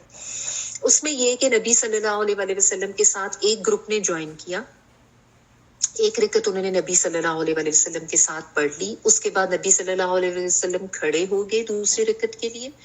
اور یہ جو گروہ ہے یہ کھڑا ہوا اور اس گروہ نے دوسری رکعت اپنے اون پہ پڑھی. نبی صلی اللہ علیہ وسلم نے بس پہلی رکعت پڑھائی ہے اور اب اس کے بعد آپ کھڑے ہیں, باقی لوگوں نے دوسری رکعت پڑھی, سلام پھیرا, چلے گئے اور جا کے انہوں نے وہ جگہ سنبھال لی. اور وہ والا جو گروہ جو پیچھے پہلے کھڑا تھا وہ آیا, اس نے آ کے نبی صلی اللہ علیہ وسلم کے ساتھ نماز جوائن کی. اور اب نبی صلی اللہ علیہ وسلم جو ہیں وہ اپنی دوسری رکعت پڑھ رہے ہیں, یہ گروہ جو ہے یہ ابھی پہلی رکعت پڑھ رہا ہے. تو یہ پڑھے گا. نبی صلی اللہ علیہ وسلم نے دوسری رکعت پڑھ کے بیٹھ کے, آپ نے ویٹ کیا ٹل دا ٹائم کہ انہوں نے اپنی دوسری رکعت پڑھی, اور پھر اس کے بعد وہ بیٹھے اور پھر تشہد کیا, اور پھر اکٹھے جو ہے نبی صلی اللہ علیہ وسلم کے ساتھ انہوں نے سلام پھیر دیا. ٹھیک ہے, یہ 2 رکعت نماز کا طریقہ آتا ہے. اس کے علاوہ یہ بھی ملتا ہے کہ آپ صلی اللہ علیہ وسلم نے امامت کی اسی طرح صلاۃ الخوف کے لیے, اور 4 رکعت نماز پڑھی. 2 گروپس جو تھے ان میں سے ایک گروہ آیا, اس نے 2 رکعت نماز پڑھی اور اس کے بعد سلام پھیر دیا, وہ چلے گئے. اور باقی کی جو 2 رکعتیں نبی صلی اللہ علیہ وسلم کے ساتھ پڑھنی تھی وہ دوسرے گروپ نے آ کے جوائن کی. دوسرے گروپ نے بھی 2 رکعت ہی نماز پڑھی, یعنی قصر ہی کی. آپ صلی اللہ علیہ وسلم کی 4 رکعتیں ہوئی اور باقی جو گروہ تھے ان کی 2 رکعت قصر نماز ہوئی. تو اس سے ہوتا یہ تھا کہ سب کو نبی صلی اللہ علیہ وسلم کے ساتھ نماز پڑھنے کا شرف بھی حاصل ہو جاتا تھا. اور جو اللہ تعالیٰ نے ایک اجازت دی ہے کہ صلاۃ الخوف میں تم کمی کر سکتے ہو, وہ چیز بھی ہو جاتی تھی. اور اس سے بہرحال مطلب یہ مختلف طریقے جو ہیں یہ آپ کو ملتے ہیں مختلف احادیث میں. اور اس میں لیکن جو اہم بات پتہ چلتی ہے نا, آپ کہہ لیں اصول, وہ یہ ہے سمجھنے والا کہ اگر میدان جنگ میں بھی نماز نہیں چھوڑی جا سکتی تو عام مسلمان جو گھروں میں رہتے ہوئے امن کی حالت میں نماز چھوڑ دیتے ہیں, ان کے پاس کیا جواز نکلتا ہے. ٹھیک ہے, یعنی نماز تو اتنی اہم چیز ہے کہ جنگ کی حالت میں بھی یہ کہا جا رہا ہے. اور اس سے پھر مفسرین یہ بھی استدلال کرتے ہیں کہ جنگ کی سچویشن میں بھی اگر باجماعت نماز کا طریقہ بتایا گیا ہے اور آپ صلی اللہ علیہ وسلم نے پڑھائی ہے, تو اس سے بھی یہ اندازہ ہوتا ہے کہ مردوں کے لیے جماعت کے ساتھ نماز پڑھنا جو ہے وہ کتنا زیادہ افضل ہے اور کتنا زیادہ ضروری ہے. ٹھیک ہے, اگرچہ جیسا میں نے آپ کو بتایا کہ اگر ایسی سچویشن ہے کہ بالکل بھی کوئی جماعت والی بھی سچویشن نہیں آ رہی اور بہت زیادہ گرم ہے ماحول اور لڑائی ہو رہی ہے, تو اس میں چلتے چلتے بھی پڑھی جا سکتی ہے اشاروں کے ساتھ, اپنی سواری کے اوپر بھی پڑھی جا سکتی ہے, پیدل بھی پڑھی جا سکتی ہے, وہ چیز بھی جائز ہے, اس میں بھی کوئی حرج نہیں ہے. تو اس میں یہ دیکھا جائے گا بیسیکلی کہ سچویشن کیا ہے, حالات کیا ہے, کس طرح کا, یعنی کوئی تھوڑا سا موقع مل گیا ہے جماعت کرنے کا تو کرا لیں, ورنہ جماعت کے بغیر بھی پڑھی جا سکتی اگر بہت زیادہ کوئی اس طرح کا جنگ کا ماحول ہے. ورنہ جب مل گیا ہے وقت جماعت کرنے کا تو اس میں پھر اگر جماعت ہوگی تو وہ ہوگی اسی طرح سے, ہے نا. تو بہرحال یہ سمجھنے کی بات ہے کہ نماز کسی بھی حالت میں چھوڑنے کی اجازت نہیں ہے, ایون کہ اگر اتنا دشمن کا خوف بھی ہو. ٹھیک ہے نا, اور اس میں پھر جماعت کی جو نماز کی ادائیگی ہے مردوں کے لیے, اس کے لیے کتنی اہمیت ہے وہ بھی پتہ چل جاتی ہے. ٹھیک ہے, تو یہ جیسا میں نے آپ کو بتایا کہ ایک صلاۃ الخوف ایک رکعت بھی کے حوالے سے بھی پتہ چلتی ہے, 2 کے حوالے سے بھی پتہ چلتی ہے, اور ویسے بھی کہ ہو سکتی ہے جماعت تو کر لیں, نہیں ہو سکتی تو ویسے بھی پڑھی جا سکتی ہے. ایک تو یہ اس کی ڈیٹیلز ہوں گی. ٹھیک ہے, پھر اس پہ ساتھ ساتھ جو چیز پتہ چل رہی ہے وہ یہی پتہ چل رہی ہے کہ اسلحہ جو ہے وہ اپنا پکڑ کے رکھیں. ٹھیک ہے نا, یعنی دشمن تو یہ جو اللہ تعالیٰ نے فرما دیا نا, وَدَّ الَّذِينَ كَفَرُوا لَوْ تَغْفُلُونَ عَنْ أَسْلِحَتِكُمْ وَأَمْتِعَتِكُمْ فَيَمِيلُونَ عَلَيْكُمْ مَيْلَةً وَاحِدَةً, کہ وہ تو چاہتے ہی یہ ہیں کہ تم ذرا سی غفلت برتو اپنے اسلحے سے, وہ تمہارے اوپر فوراً سے اٹیک کر دیں. تو اسلحہ جو ہے وہ اپنے اوپر پکڑ کے رکھو, اس کو تم نے نہیں چھوڑنا. ہاں اگر کوئی ایسی تکلیف تمہیں بارش کی وجہ سے ہو رہی ہے کہ اب وہ جو اسلحہ ہے وہ بھی بھیگ رہا ہے یا تم خود بھی, تو اس میں تم یہ کر سکتے ہو کہ اسلحہ جو ہے اس کو اتار سکتے ہو. یا تم میں کوئی ایسا مرض ہو گیا, کیونکہ جنگ میں ظاہر ہے کوئی تکلیف بھی تو ہو سکتی ہے نا, کوئی زخم بھی لگ سکتا ہے یا ویسے کوئی پرابلم ہو سکتی ہے, تو اس میں بھی یہ ہے کہ تم اپنا اسلحہ اتار کے رکھ سکتے ہو. وَخُذُوا حِذْرَكُمْ، یہ بھی بات آگے اللہ تعالیٰ نے کر دی کہ بچاؤ اپنا کر کے رکھو، یعنی زرہ اپنی پہنے رکھو یا اپنی ڈھال جو ہے وہ پہنے رکھو، تاکہ اچانک سے کوئی حملہ ہوتا ہے تو تمہارا جو بچاؤ ہے وہ پھر بھی تمہارا کیا ہوا ہو. یعنی یہ نہ ہو کہ بالکل ہی تم غافل ہو جاؤ نماز پڑھتے. اگرچہ نماز پڑھنا ضروری ہے، اگرچہ اس کو چھوڑا نہیں جا سکتا، لیکن ساتھ ساتھ یہ کہا جا رہا ہے کہ نماز پڑھنے کا مطلب یہ نہیں ہے کہ تم بالکل غافل ہو جاؤ، اپنے ہتھیار بھی چھوڑ دو اور اپنا بچاؤ بھی چھوڑ دو، ایسا نہیں. اسی لیے آپ دیکھیں اللہ تعالیٰ نے جو ہے بار بار اس چیز کو دہرایا ہے، اس حکم کو کہ اپنا اسلحہ پکڑ کے رکھو. ٹھیک ہے. تو اگر بارش یا کسی تکلیف کی وجہ سے بھی اتار رہے ہو، اسلحہ وغیرہ چھوڑ رہے ہو، تو بھی کم از کم اپنا بچاؤ جس طریقے سے بھی ممکن ہو سکتا ہے وہ تم کر کے رکھو. پھر اس میں علماء یہ بھی کہتے ہیں کہ یہ جو خُذُوا حِذْرَکُم کے الفاظ ہیں نا، وسیع مفہوم میں استعمال ہوتے ہیں، کیونکہ اس کا معنی ہوشیار رہنا، چوکنا رہنا، مسلح رہنا، اپنے بچاؤ کے تمام ذرائع جو ہے وہ اختیار کر کے رکھو. تو اس سے جو ایک عمومی حکم نکلتا ہے وہ یہ بھی نکلتا ہے کہ تم نے جو ہے اپنے مورچوں کی بھی حفاظت کرنی ہے. لڑائی سے پہلے جو تمہارا جنگ کا سامان ہے وہ بھی تمہارے پاس تیار ہونا چاہیے. اگر جو دشمن کی نقل و حرکت ہے اس سے بھی تم باخبر رہو، اور جو دشمن کا حملہ ہے اس کے لیے اپنے آپ کو پہلے سے بھی تیار کر کے رکھو. تو یہ سارا کچھ جو ہے یہ خُذُوا حِذْرَکُم کے حکم میں آ جاتا ہے، اس کے مفہوم میں آ جاتا ہے. ٹھیک ہے نا. پھر یہ بھی ہے کہ آپ دیکھیں جس طرح آج کل تو اس زمانے میں تو یہ ہوتا تھا نا کہ ہر ایک کا اپنی تلوار ہوتی تھی، اپنا نیزہ ہوتا تھا، یعنی اسلحہ اپنا اپنا ہوتا تھا. لیکن آج کل جو ہے وہ اسلحہ جنگ تیار کرنے کے لیے کارخانے ہوتے ہیں، فیکٹریاں ہوتی ہیں، پھر ان کو تیار کر کے اسلحہ کے جو ذخائر ہوتے ہیں وہاں پہ رکھے جاتے ہیں. تو آج کل کے لحاظ سے اس کو پھر یہ بھی بنتا ہے کہ وہ جو اسلحہ کے ذخائر ہیں یا وہ جو فیکٹریاں ہیں، جب جنگ ہوتی ہے تو دشمن کی یہی کوشش ہوتی ہے کہ سب سے پہلے ان کے اوپر اٹیک کیا جائے. تو خُذُوا حِذْرَکُم میں یہ بھی آ جاتا ہے کہ ان کے بچاؤ کا بندوبست کر کے رکھو. ٹھیک ہے نا. اور اس کے علاوہ بالعموم یہ ہے کہ قوم اور ملک کا تحفظ جو ہے وہ ہونا چاہیے. جو فوج ہے ان کی ایک فوج جو ہے وہ ہر ملک کی اپنی ہونی چاہیے، اور ان کی جو بھی حفاظتی تدابیر ہے اس میں ان کو بھی اتنا ماہر ہونا چاہیے، اور ان کے بھی جو آلات جنگ کا ان کا تحفظ ان کا پتہ ہونا چاہیے. اور جو بھی آپ نے اگر کوئی لڑائی کے کوئی منصوبے وغیرہ تیار کیے ہیں تو ان کو بھی کس طریقے سے آپ نے سیکرٹ رکھنا ہے، یہ سب کچھ بھی اسی حکم میں داخل ہو جاتا ہے. ٹھیک ہے نا. تو یعنی آپ کہہ لیں کہ اس آیت میں ان تمام امور کی طرف مسلمانوں کی توجہ دلائی گئی ہے کہ یہ ساری چیزیں جو ہیں تمہارے مد نظر ہونی چاہیے، اور ہر لحاظ سے تمہیں جو ہے وہ چوکنا ہو کے رہنا چاہیے. دشمن کے لیے پہلے سے بھی تیاری کر کے رکھنی چاہیے، اور اگر جنگ ہو گئی ہے تو اس دوران بھی تمہیں کس طریقے سے الرٹ ہو کے رہنا ہے اور کس طریقے سے اپنا بچاؤ کر کے رکھنا ہے. ٹھیک ہے. اور ساتھ جو ہے اللہ تعالیٰ نے پھر یہ بتا دیا، کافروں کو بھی وارن کر دیا کہ اللہ تعالیٰ نے کافروں کے لیے جو ہے وہ رسوا کن عذاب تیار کر کے رکھا ہے، جو کہ اس طریقے کی تکلیف میں ڈالتے ہیں مومنین کو اور اس طریقے کی پرابلم کرتے ہیں ان کے لیے. تو ان کے لیے رسوا کن عذاب ہے، تاکہ وہ بھی وارن ہو جائیں اور مسلمانوں کو بھی ایک تسلی مل جائے کہ یہ جو کاروائیاں کر رہے ہیں یہ اپنے لیے عذاب ہی مول لے رہے ہیں. تو یہ تھی صلاۃ الخوف. اور ہو سکتا ہے پہلی دفعہ سننے میں تھوڑی سی کنفیوژن لگی ہو صلاۃ الخوف کے حوالے سے کہ بھئی کیا کیا اس کے طریقے کار ہیں، تو میں ایک دفعہ اس کو تھوڑا سا دوبارہ ریپیٹ کر دیتی ہوں اگر کسی کو کوئی کنفیوژن ہوئی ہے.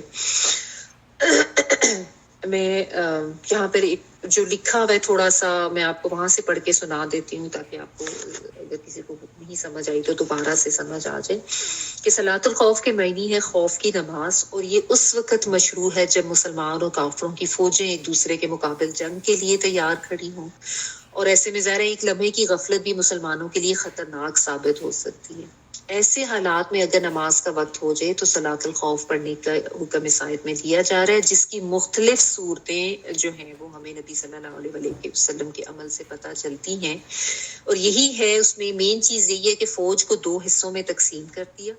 ایک حصہ دشمن کے بالمقابل کھڑا رہا تاکہ کافروں کو حملہ کرنے کی جسارت نہ ہو، اور یعنی ان کو یہ نہ لگے کہ تو بالکل غافل ہو گئے. اور ایک حصے نے آ کر نبی صلی اللہ علیہ وسلم کے پیچھے نماز پڑھ لی. جب یہ حصہ نماز سے فارغ ہو گیا تو یہ یہ پہلے گروپ کی ہوگا اور پہلا والا معجزہ گروپ نماز کے لیے آگے آ گیا.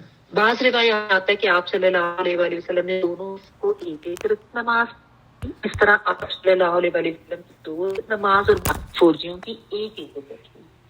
بعض روایات میں آتا ہے کہ آپ صلی اللہ علیہ وآلہ وسلم نے دونوں گروہ صلی اللہ علیہ وآلہ وسلم کی 4 رکعت نماز ہوئی اور فوجیوں کی 2 رکعت نماز ہوئی. اور بعض میں یہ آتا ہے کہ ایک ہی رکعت پڑھ کر اتحیات کی طرح آپ صلی اللہ علیہ وآلہ وسلم بیٹھے رہے، فوجیوں نے اپنے طور پر خود سے کھڑے ہو کر ایک رکعت اور پڑھ کر اپنی 2 رکعت کمپلیٹ کی اور چلے گئے. اور پھر وہ دوسرا حصہ آیا، اس نے آ کے نبی صلی اللہ علیہ وسلم کے پیچھے نماز پڑھی، آپ نے انہیں بھی ایک رکعت پڑھائی اور اتحیات میں بیٹھ کے اس وقت تک بیٹھے رہے جب تک فوجیوں نے دوسری رکعت اپنے آن پہ پوری نہیں کر لی، اور پھر آپ صلی اللہ علیہ وسلم کے ساتھ سلام پھیر دیا. ٹھیک ہے نا. تو اسی طرح سے یعنی دونوں حصوں کی 2 رکعت، ٹھیک ہے، یعنی ایک ایک خود پڑھی اپنے اپنے آن پہ اور ایک جو ہے وہ نبی صلی اللہ علیہ وسلم کے ساتھ پڑھ لی. تو یہ اس کا طریقہ ہے. میں نے کہا دوبارہ سے ریپیٹ کر دیں. بہرحال یہ ہے کہ اس میں تخفیف اللہ تعالیٰ کی طرف سے کر دی گئی ہے. ایک رکعت تک کا بھی ملتا ہے کہ وہ بھی اتنی بھی کر لینا بھی ٹھیک ہے، جائز ہے، پاسبل ہے، پڑھائی گئی ہے. آگے دیکھیں آیت نمبر 103. فَإِذَا قَضَيْتُمُ الصَّلَاةَ فَاذْكُرُوا اللَّهَ قِيَامًا وَقُعُودًا وَعَلَى جُنُوبِكُمْ فَإِذَا اطْمَأْنَنْتُمْ فَأَقِيمُوا الصَّلَاةَ إِنَّ الصَّلَاةَ كَانَتْ عَلَى الْمُؤْمِنِينَ كِتَابًا مَوْقُوتًا. پھر جب تم نماز ادا کر چکو تو اٹھتے بیٹھتے لیٹتے اللہ تعالیٰ کا ذکر کرتے رہو، اور جب اطمینان پاؤ تو نماز قائم کرو، یقینا نماز مومنوں پر مقررہ وقت پر فرض ہے.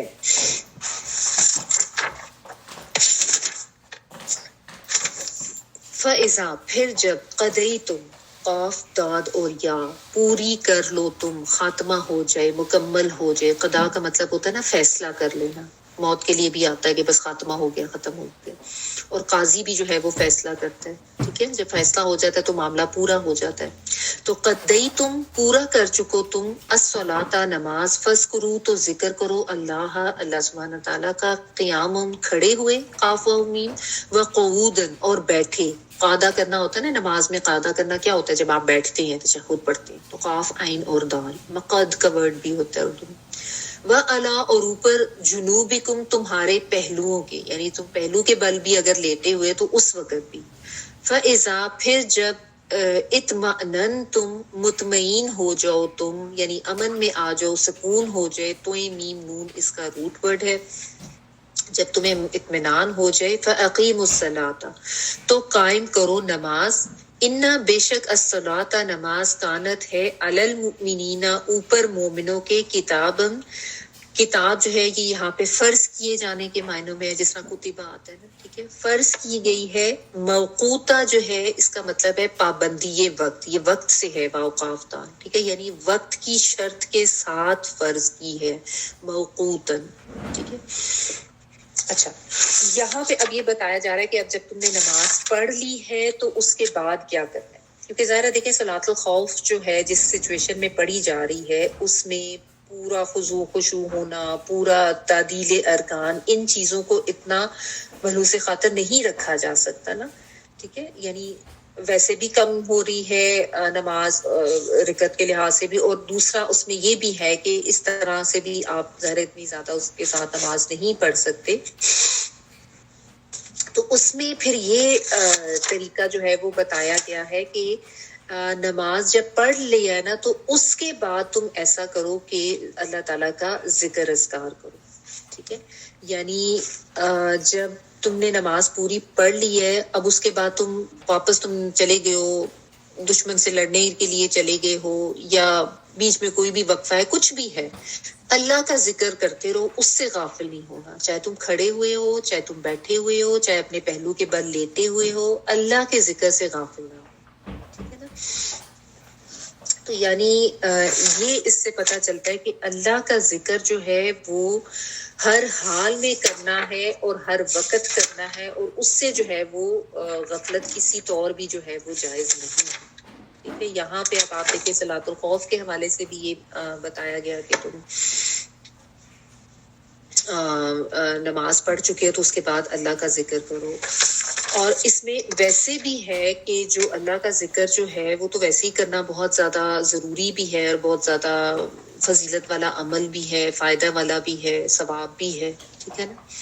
تو یہاں پہ بالخصوص اس حوالے سے کہ چونکہ نماز میں کمی ہو گئی پڑھنے کے لحاظ سے بھی اور ویسے بھی، تو اس کی تلافی کے لیے تم ذکر اذکار کرو. لیکن ویسے بھی اس سے یہ عمومی حکم ملتا ہے کہ ذکر الہی جو ہے وہ انسان ہر حالت میں کرے، کسی بھی وقت اللہ کے ذکر سے غافل نہ ہو.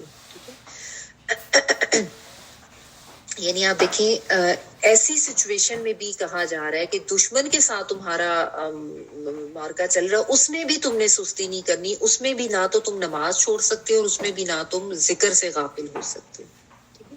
اور اللہ تعالیٰ نے فرائض کی تو حدود مقرر کی ہیں، لیکن ذکر الہی کی کوئی حد بندی نہیں ہے. ٹھیک ہے. سفر میں کریں، حضر میں کریں، کھڑے بیٹھے، آپ خشکی پہ ہیں، سمندر میں ہیں، فقر میں ہے، مطلب کوئی مشکلات ہے، آسانی، ہر وقت کریں. ٹھیک ہے.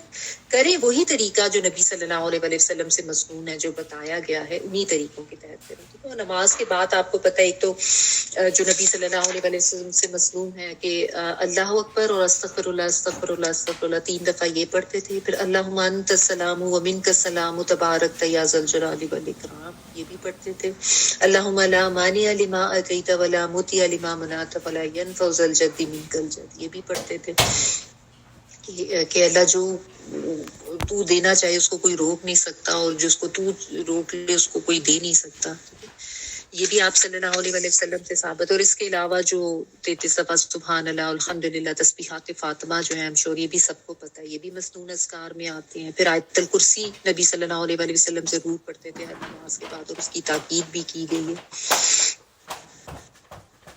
تو اس میں یہاں پہ جیسا مفسرین یہ کہتے ہیں کہ بالخصوص نماز خوف کے بعد زیادہ ضروری ہے کہ زیادہ سے زیادہ ذکر کیا جائے، کیونکہ تفقیق بھی ہو گئی، پڑھنے میں بھی ظاہر ہے تھوڑی کمی ہو سکتی ہے پڑھنے کے طریقے میں بھی، اور ظاہر ایک موقع بھی ایسا ہے. لیکن بالعموم بھی یہ ہے کہ انسان جو ہے وہ نماز کے بعد تھوڑا ذکر اذکار ضرور کرے، اللہ تعالیٰ کو یاد ضرور کرے عام حالات میں بھی.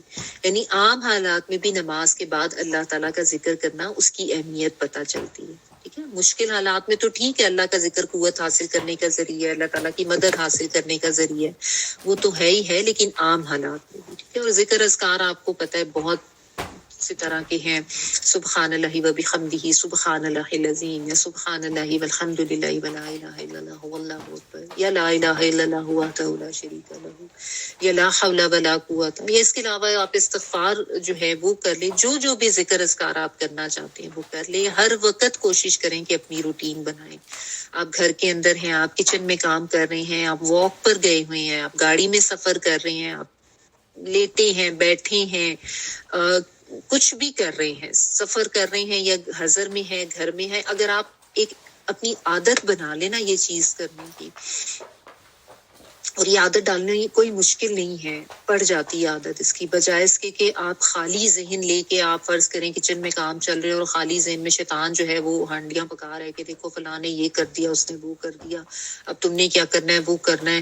یا سفر میں بھی جاتے ہوئے اگر آپ خالی ذہن ہیں یا اس طرح، تو بہترین طریقہ یہ ہے کہ آپ تسبیحات کرتے ہیں. ایون اگر آپ باہر بازار میں بھی ہیں، شاپنگ وغیرہ بھی کر رہے ہیں نا، تو آپ اپنی تسبیح کر رہے ہیں. اور اس کے لیے کوئی ضروری نہیں ہے کہ آپ گھر میں کچن میں کھڑے ہیں تو پورا آپ نے سر حجاب لپیٹا ہو، ایسا بھی نہیں ہے، یا ضروری وضو ہونا چاہیے. ذکر اذکار جو ہے وہ آپ بغیر وضو کے بھی کر سکتے ہیں. اور آپ اپنے گھر میں ہیں تو آپ نے دوپٹہ نہیں بھی لیا ہوا، سر کور نہیں ہے تو بھی کر سکتے ہیں، لیٹے ہیں، بیٹھے اٹھے، ہر حالت میں کر سکتے ہیں. ٹھیک ہے نا. تو اس میں کوئی پابندی نہیں ہے. پھر اسی آیت میں آگے یہ ہے کہ جب اطمینان کا معاملہ ہو جائے، جب سکون ہو جائے، تو اقیم الصلاۃ، پھر تم نماز کو قائم کرو. ٹھیک ہے. اب یعنی پرسکون ہو گیا تو دوبارہ سے نماز قائم کرنے کا حکم آ گیا. پچھلی جو آیت تھی اس میں یسلو کا ورڈ آیا تھا کہ نماز پڑھو، وہ قائم کرنے والا نہیں تھا، کیونکہ نماز قائم کرنا جو ہے نا اس میں بہت ڈیٹیلز آ جاتی ہیں. ٹھیک ہے. کچھ شرائط آ جاتی ہیں، مطلب اس طریقے سے کہ سب پڑھے نماز، اور دوسرا یہ کہ اس میں پھر شرائط میں پاکیزگی، وضو، پابندی وقت، خضوع و خشوع، قیام، باجماعت نماز، یہ ساری چیزیں جو ہیں جو چیزوں جن کو ملحوظ خاطر رکھا جانا چاہیے، یہ ساری چیزیں نماز قائم کرنے میں آ جاتی ہیں. ٹھیک ہے، تو اب جب اطمینان ہو گیا تو ان ساری چیزوں کے ساتھ اب تم نماز پڑھو گے. یعنی اب دوبارہ سے نارمل روٹین کے اوپر آ جاؤ، دوبارہ سے پوری نماز پڑھو پورے خضوع خشوع کے ساتھ، اور بالکل جس طریقے سے کہ پہلے ویسے پڑھتے ہو. ٹھیک ہے نا. اچھا، ساتھ ایک اور اہم بات اس آیت میں یہ بات اللہ تعالیٰ نے بتا دی، ان الصلاۃ کانت علی المؤمنین کتابا موقوتا، کہ بے شک نماز جو ہے وہ مومنین کے اوپر وقت کی پابندی کے ساتھ فرض کی گئی ہے. ٹھیک ہے، تو اس سے نماز کے لیے جو وقت کی پابندی ہے نا، اس کی اہمیت بہت زیادہ پتہ چلتی ہے. ایک تو دیگر شرائط جو کہ اقیم الصلاۃ کے ورڈ میں آ جاتی ہیں وہ بھی ساری آ گئیں، طہارت، وضو اور خضوع و خشوع اور قیام. اور یہ ایک قیام کے بارے میں بھی یہ یاد رکھیں کہ قیام کرنا جو ہے نا یہ بھی نماز کا ایک رکن ہے. تو بلا کسی شرعی عذر کے، یعنی اگر کوئی بزرگ ہیں تو وہ تو ٹھیک ہیں، یا کسی کو کوئی تکلیف ہے، کوئی بیماری ہے، وہ تو ٹھیک ہے، وہ بیٹھ کے نماز پڑھ سکتا ہے. بلا عذر آپ بیٹھ کے نماز نہیں پڑھ سکتے. ٹھیک ہے نا. یعنی آپ اچھے بھلے صحت مند ہیں، تندرست ہیں، کچن میں کھڑے ہو کے کام کر رہے ہیں، باہر جا رہے ہیں، آ رہے ہیں، لیکن نماز پڑھتے ہوئے کہ اچھا میں بیٹھ کے پڑھ لیتا ہوں، تو یہ بلا شرعی عذر کے نماز جو آپ بیٹھ کے نہیں پڑھ سکتے. قیام جو ہے وہ نماز کا ایک لازمی جزو ہے. اگر کسی کو کوئی ریزن ہے تو ٹھیک ہے، وہ اس پہ بیٹھ کے پڑھ سکتا ہے. اینی وے، اور دوسری جو اہم چیز اس میں اسپیشلی اللہ تعالیٰ نے ایک اسپیسیفکلی مینشن کی ہے، وقت کی پابندی کے ساتھ فرض کی گئی ہے.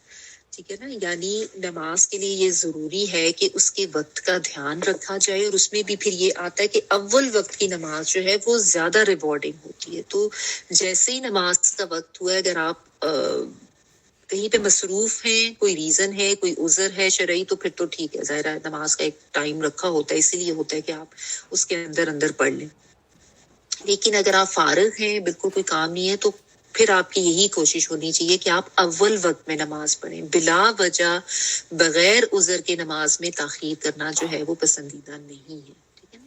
کوئی سویا ہوا ہے تو وہ تو اور بات ہے، بلکہ اس کے بارے میں تو یہ بھی ملتا ہے کہ اگر کوئی سویا ہوا ہے یا بھول گیا ہے تو جیسے ہی اٹھ جائے تو نماز پڑھ لے، اور جیسے ہی اس کو یاد آ جائے تو وہ نماز پڑھ لے. ٹھیک ہے نا. اس میں یہ بھی آتا ہے. لیکن بہرحال ویسے جو ہے نماز کے مختلف اوقات ہیں، اور ہم سب کو ظاہر ہے اب تو اتنی آسانیاں ہو گئی ہیں کہ پتہ چل جاتے ہیں، ایپس بھی ہیں، اور ویسے بھی یعنی آپ آن لائن بھی دیکھ سکتے ہیں. بہرحال جو صحیح مسلم کی ایک حدیث ہے، میں آپ کو پڑھ کے اس میں بتا دیتی ہوں. اس میں جو ہے وہ اوقات پتہ چلتے ہیں، جیسا فجر کے بارے میں پتہ چلتا ہے کہ طلوع فجر سے لے کے طلوع آفتاب تک، یعنی طلوع سحر سے لے کے طلوع آفتاب تک فجر کا ٹائم ہے. ظہر کا وقت جو ہے وہ سورج ڈھلنے سے لے کر آدمی کا سایہ اس کے برابر ہونے تک، یعنی وہ جو زینت کا جو ایک وہ پوائنٹ ہوتا ہے نا اوپر، ہائیسٹ پوائنٹ جس پہ سورج جاتا ہے، اور اس کے بعد پھر وہ نیچے اس کا زوال ہونا شروع ہو جاتا ہے. تو سورج ڈھلنے سے لے کر آدمی کا سایہ اس کے برابر ہونے تک جو ہے وہ ظہر کا ٹائم ہے. عصر کا وقت جو ہے پھر سایہ برابر ہونے سے لے کر دھوپ میں زردی آنے تک. ٹھیک ہے. اور پھر مغرب کا وقت جو ہے وہ سورج غروب ہونے سے لے کر شفق غائب ہونے تک، شفق وہ جو سرخی ہوتی ہے نا. اور عشاء کا وقت جو ہے وہ شفق غائب ہونے سے لے کر آدھی رات تک اس کا ٹائم جو ہے وہ بتایا گیا. ٹھیک ہے.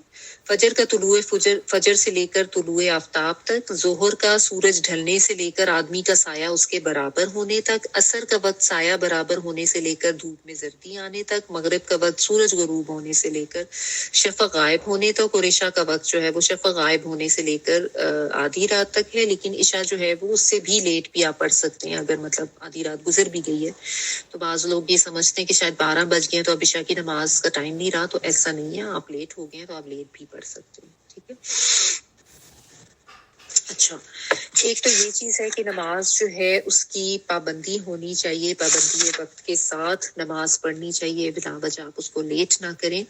لیکن اس میں ایک چیز اور بھی سمجھ لیں کہ بعض لوگوں نے اس سے یہ خیال کر لیا کہ شاید اس کا مطلب یہ ہے کہ جو جمع بین الصلاتین کی جاتی ہے وہ بھی نہیں کی جا سکتی.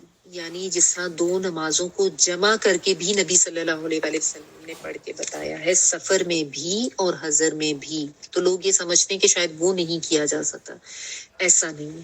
ٹھیک ہے نا, کیونکہ ہمیں یہ آپ صلی اللہ علیہ وسلم کی سنت سے اور آپ کے عمل سے یہ پتہ چلتا ہے کہ آپ صلی اللہ علیہ وسلم نے ظہر اور عصر کو کمبائن کیا, ٹھیک ہے, اور مغرب اور عشاء کو کمبائن کیا, ٹھیک ہے, اور اس میں جمع تقدیم بھی ہو سکتی ہے, جمع تاخیر بھی ہو سکتی ہے. جمع تقدیم یہ ہوتی ہے کہ ظہر کے ساتھ ہی آپ نے عصر کو ملا لیا, ٹھیک ہے. جمع تاخیر یہ ہوتی ہے کہ ظہر کو تاخیر کر دی اور پہلے ظہر پڑھی اور اس کے بعد پھر عصر پڑھ لی, ٹھیک ہے, یہ بھی جمع ہو سکتی. اسی طرح مغرب اور عشاء میں بھی دونوں طریقے جو ہے وہ ٹھیک ہے کہ آپ مغرب کے ساتھ عشاء کر لیں یا عشاء کے ساتھ جو ہے وہ پہلے مغرب پڑھ لیں اگر مغرب کی تاخیر ہو گئی ہے تو.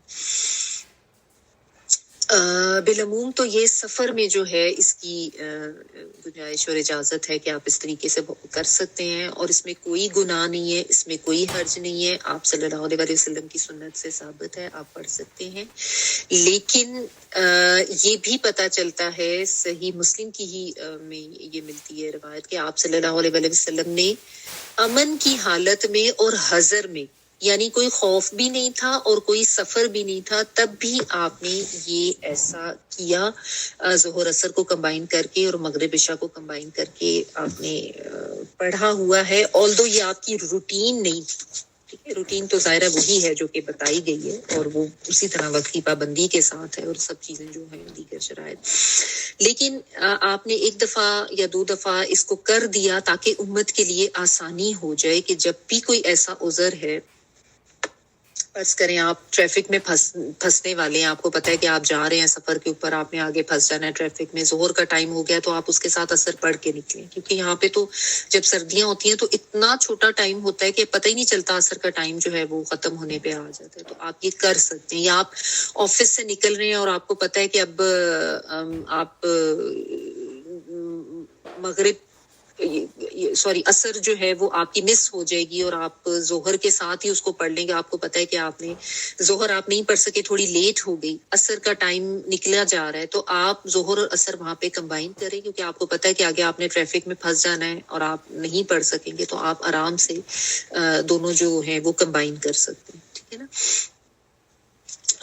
اسی طرح یہ ہے کہ آپ کی مغرب لیٹ ہو گئی ہے یا آپ کو پتہ ہے کہ آگے آپ کو موقع نہیں مل سکے گا, تو آپ مغرب کے ساتھ ہی عشاء بھی پڑھ سکتے ہیں, یا مغرب تھوڑی لیٹ ہو گئی ہے تو عشاء سے پہلے مغرب پڑھ کے اس کے ساتھ آپ پڑھ سکتے ہیں. کیونکہ دیکھیے ظاہر انسان کی زندگی میں مختلف قسم کے حالات و واقعات ہوتے رہتے ہیں, تو تھوڑی بہت یہ جو گنجائش رکھی گئی ہے نا, اس سے انکار نہیں کرنا چاہیے. تو یہ نہیں سمجھنا چاہیے کہ ایسا نہیں کر سکتے, بالکل کمبائن کر سکتے ہیں ضرورت کے تحت. جہاں پہ آپ کو لگے کہ اب یہ ہے, جس طرح بچے وغیرہ کالجز میں, یونیورسٹیز میں یا جابز وغیرہ میں ان کو بہت مشکل ہو رہا ہوتا ہے اپنی ان چیزوں کے ساتھ یہ کرنا, تو ان کو بھی یہ آپ سمجھا دیں کہ بجائے اس کے کہ آپ نمازیں چھوڑ دیں, آپ اس گنجائش سے فائدہ اٹھائیں اور کمبائن نماز جو ہے وہ آپ پڑھ لیں, ٹھیک ہے. اسی طرح آپ سفر میں ہیں تو اس میں بھی یہ کر سکتے ہیں, لیکن حضر میں بھی کر سکتے ہیں. ایک جمع سوری بھی ہے. جمع سوری یہ ہوتی ہے کہ ظہر کو لیٹ کیا اتنا کہ ظہر پڑھی اور ساتھ ہی عصر کے ٹائم داخل ہو گیا, تو اس میں آپ نے عصر ساتھ پڑھ لی, ٹھیک ہے نا. تو بہرحال جمع تقدیم ہے یا جمع سوری ہے یا جمع تاخیر ہے, تینوں طریقے جو ہیں وہ ٹھیک ہے, ہمیں کوئی حرج نہیں ہے. اور آپ دیکھیں کہ اس میں یہ چیز سمجھ لینی چاہیے کہ جمع نمازوں کو کرنے کی گنجائش اللہ تعالیٰ نے رکھی ہے, تو نبی صلی اللہ علیہ وسلم نے کر کے بتائی ہے نا. یعنی اپنی طرف سے تو نہیں, آپ صلی اللہ علیہ وسلم کوئی بھی عمل کرتے تھے. یہ کیسے ہو سکتا تھا کہ آپ صلی اللہ علیہ وسلم اللہ کے حکم یا اللہ تعالیٰ کے بتائے ہوئے طریقے کے بغیر اپنی مرضی سے کچھ کر سکے؟ نعوذ باللہ, ایسا تو نہیں ہو سکتا نا, ٹھیک ہے نا. تو محض لغوی مطلب سے کوئی قانونی یا شرعی طریقے کا تعین نہیں کیا جا سکتا, یہ درست نہیں ہوتا, ٹھیک ہے نا. کیونکہ آپ یہ ذہن میں رکھیں کہ قرآن مجید کا اصل مفہوم, قرآن مجید کا صحیح مفہوم واضح ہوگا آپ صلی اللہ علیہ وسلم کے عمل سے اور آپ صلی اللہ علیہ وسلم کے فرمان سے, جو آپ نے نبی صلی اللہ علیہ وسلم نے صحابہ کرام کو تعلیم فرمایا. یہی چیزیں ہیں جن سے رکھ کے ہم اصول یا قانون یا شرعی طریقے جو ہیں وہ وضع کریں گے, ٹھیک ہے, یا ان کا تعین کریں گے. وَأَنزَلْنَا إِلَيْكَ الذِّكْرَ لِتُبَيِّنَ لِلنَّاسِ مَا نُزِّلَ إِلَيْهِمْ. آپ کی طرف اللہ تعالیٰ نے اس ذکر کو نازل کیا تاکہ آپ لوگوں کو بیان کر دیں جو بھی آپ کے اوپر نازل کیا گیا ہے, ٹھیک ہے نا. تو نبی صلی اللہ علیہ وآلہ وسلم نے اگر کر کے بتایا ہے تو وہ کیا جا سکتا ہے. ٹھیک ہے. تو یہ اس چیز سے انکار نہیں کرنا چاہیے کہ کتاب موقوتہ کے مفہوم میں عذر کے ساتھ بھی جمع کرنا جو ہے وہ نہیں آتا اور وہ کر ہی نہیں سکتے. یہ سہولت بھی اللہ تعالیٰ کی طرف سے دی گئی ہے تو اس سہولت سے بھی فائدہ اٹھائیں. ٹھیک ہے. روٹین نہ بنا لیں اس کو کہ ہمیشہ کے لیے ہی آپ کہیں گے جی اب ظہر اثر و مغرب عشاء اکٹھی پڑھنی ہے, یعنی 3 ہی کر کے پڑھنی ہے, ایسا نہیں ہے. لیکن جب آپ کے لیے کسی بھی قسم کا تھوڑا سا عذر ہے تو آپ بجائے اس کے نماز چھوڑیں, آپ اس سہولت سے فائدہ اٹھائیں. ٹھیک ہے. لیکن اس میں یہ حد رکھیں کہ فجر کو لیٹ کر کے زور کے ساتھ نہیں پڑھ سکتے, وہ آپ صلی اللہ علیہ وسلم نے نہیں بتایا, نہ کر کے لیے. فجر اپنے ٹائم پہ ہی پڑھی جائے گی. ٹھیک ہے نا. تو جو آپ صلی اللہ علیہ وآلہ وسلم سے ثابت ہے, آپ کے قول سے, آپ کے عمل سے, وہ کتاب موقوتہ کے مفہوم میں ہی آ جاتا ہے. اس کو اس طریقے سے آپ سمجھیں. ٹھیک ہے. تو یہ نماز اور اس کے اوقات اور اس کے حوالے سے ہے. ایک آیت میں آپ کو اور کرا دیتی ہوں, اس کی زیادہ ڈیٹیل نہیں ہے لیکن اس میں یہ ہے کہ رکوع جو ہے وہ کمپلیٹ ہو جائے. ٹھیک ہے. آگے دیکھیے, وَلَا تَهِنُوا فِي ابْتِغَاءِ الْقَوْمِ إِن تَكُونُوا تَأْلَمُونَ فَإِنَّهُمْ يَأْلَمُونَ كَمَا تَأْلَمُونَ وَتَرْجُونَ مِنَ اللَّهِ مَا لَا يَرْجُونَ وَكَانَ اللَّهُ عَلِيمًا حَكِيمًا. ان لوگوں کا پیچھا کرنے سے دل ہار کر بیٹھ نہ جاؤ. اگر تمہیں تکلیف ہوتی ہے تو انہیں بھی تمہاری طرح تکلیف ہوتی ہے, اور تم تو اللہ تعالیٰ سے وہ امید رکھتے ہو جس چیز کی امید وہ نہیں رکھتے, اور اللہ تعالیٰ بہت زیادہ علم والے بھی ہیں اور بہت زیادہ حکمت والے بھی. ولا, اور نہ تہینو, تہینو وہن سے ہے, کمزوری دکھانا. واہانو, تم والا ہے, روٹ واہانو. فبتغائی یا جو ہے اور جو کسی چاہنا کے معنوں میں آتا ہے نا, تو یہ تعقب کرنا یا پیچھا کرنے کے معنوں میں. فبتغاء القومی یعنی ایک قوم کے پیچھے جانے میں تم کمزوری نہ دکھاؤ. ان تکونو, اگر ہو تم, تألمون, تم تکلیف اٹھاتے. یہ علم والا ورڈ ہے, حمزہ لام میم, رنجو علم ہوتا ہے نا, یا علیم دردناک, یہ بھی آپ پڑھ چکی ہیں. ٹھیک ہے. المناک کا ورڈ ہوتا ہے. اگر تم تکلیف اٹھاتے ہو, فإنہم, تو بے شک وہ, یعلمون, وہ بھی تکلیف اٹھاتے ہیں, وہ بھی غم سے گزرتے ہیں. کما, جیسا کہ تعلمون, تم تکلیف اٹھاتے ہو. وترجون, اور تم تو امید رکھتے ہو. راجیم, وہ رجا کا ورڈ جو ہوتا ہے نا امید کے لیے.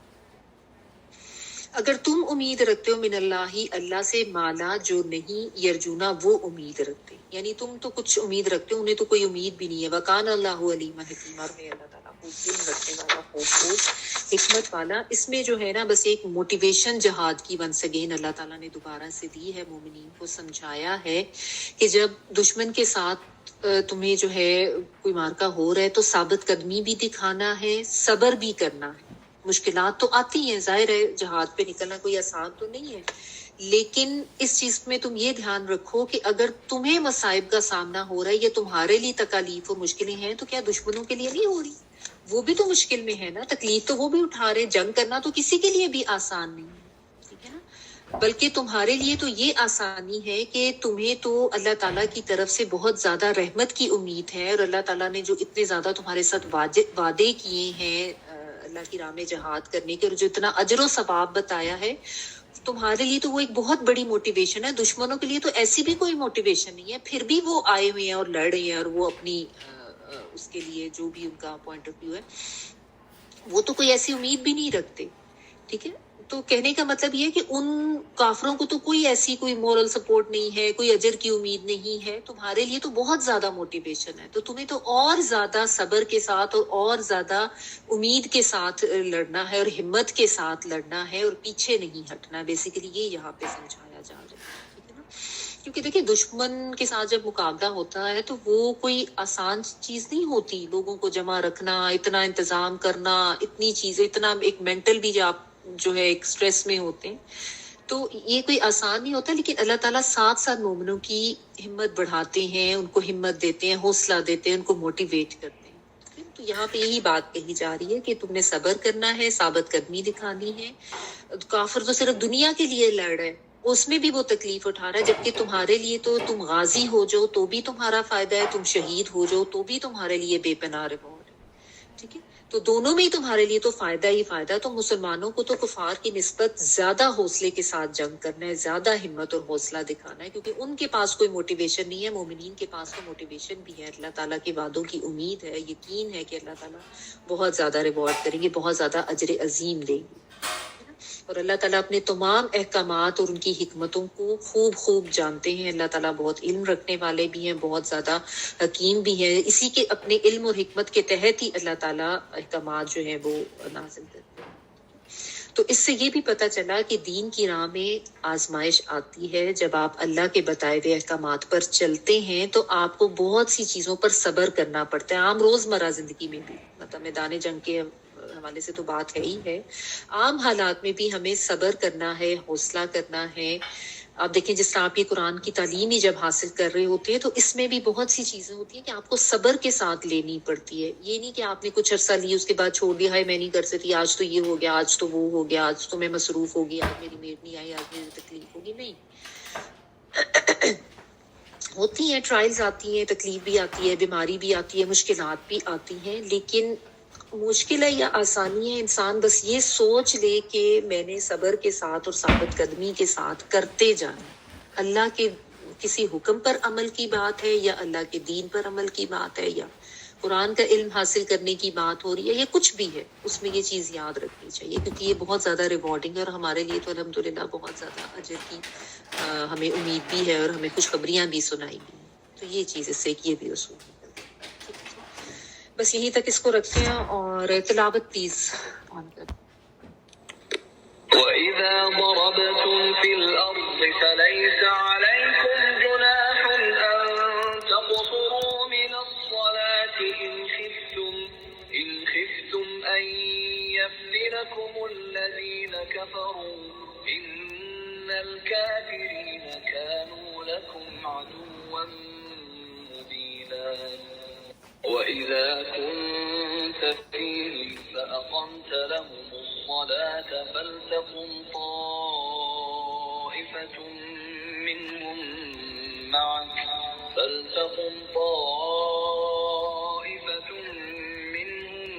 مَعَكَ وَلْيَأْخُذُوا أَسْلِحَتَهُمْ فَإِذَا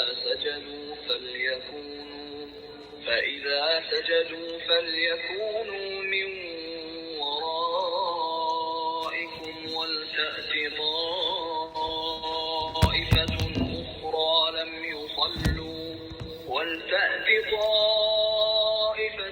أُخْرَىٰ لَمْ يُصَلُّوا فَلْيُصَلُّوا مَعَكَ وَلْيَأْخُذُوا حِذْرَهُمْ وَأَسْلِحَتَهُمْ وَدَّ الَّذِينَ كَفَرُوا لَوْ تَغْفُلُونَ عَنْ أَسْلِحَتِكُمْ وَأَمْتِعَتِكُمْ فَيَمِيلُونَ عَلَيْكُمْ مَيْلَةً وَاحِدَةً وَلَا جُنَاحَ عَلَيْكُمْ إِن كَانَ بِكُمْ أَذًى مِّن مَّطَرٍ أَوْ كُنتُم مَّرْضَىٰ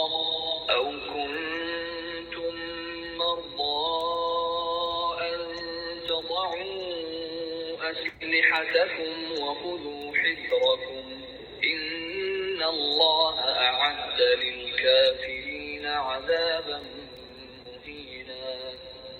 فَإِذَا قَضَيْتُمُ الصَّلَاةَ فَاذْكُرُوا اللَّهَ قِيَامًا وَقُعُودًا وَعَلَىٰ جُنُوبِكُمْ فَإِذَا اطْمَأْنَنتُمْ فَأَقِيمُوا الصَّلَاةَ إِنَّ الصَّلَاةَ كَانَتْ عَلَى الْمُؤْمِنِينَ كِتَابًا مَّوْقُوتًا.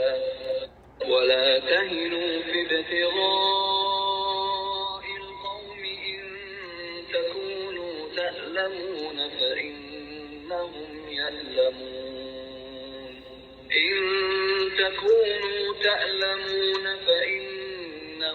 يَأْلَمُونَ كَمَا تَأْلَمُونَ وَتَرْجُونَ مِنَ اللَّهِ مَا لَا يَرْجُونَ وَكَانَ اللَّهُ عَلِيمًا حَكِيمًا. سبحانك اللهم وبحمدك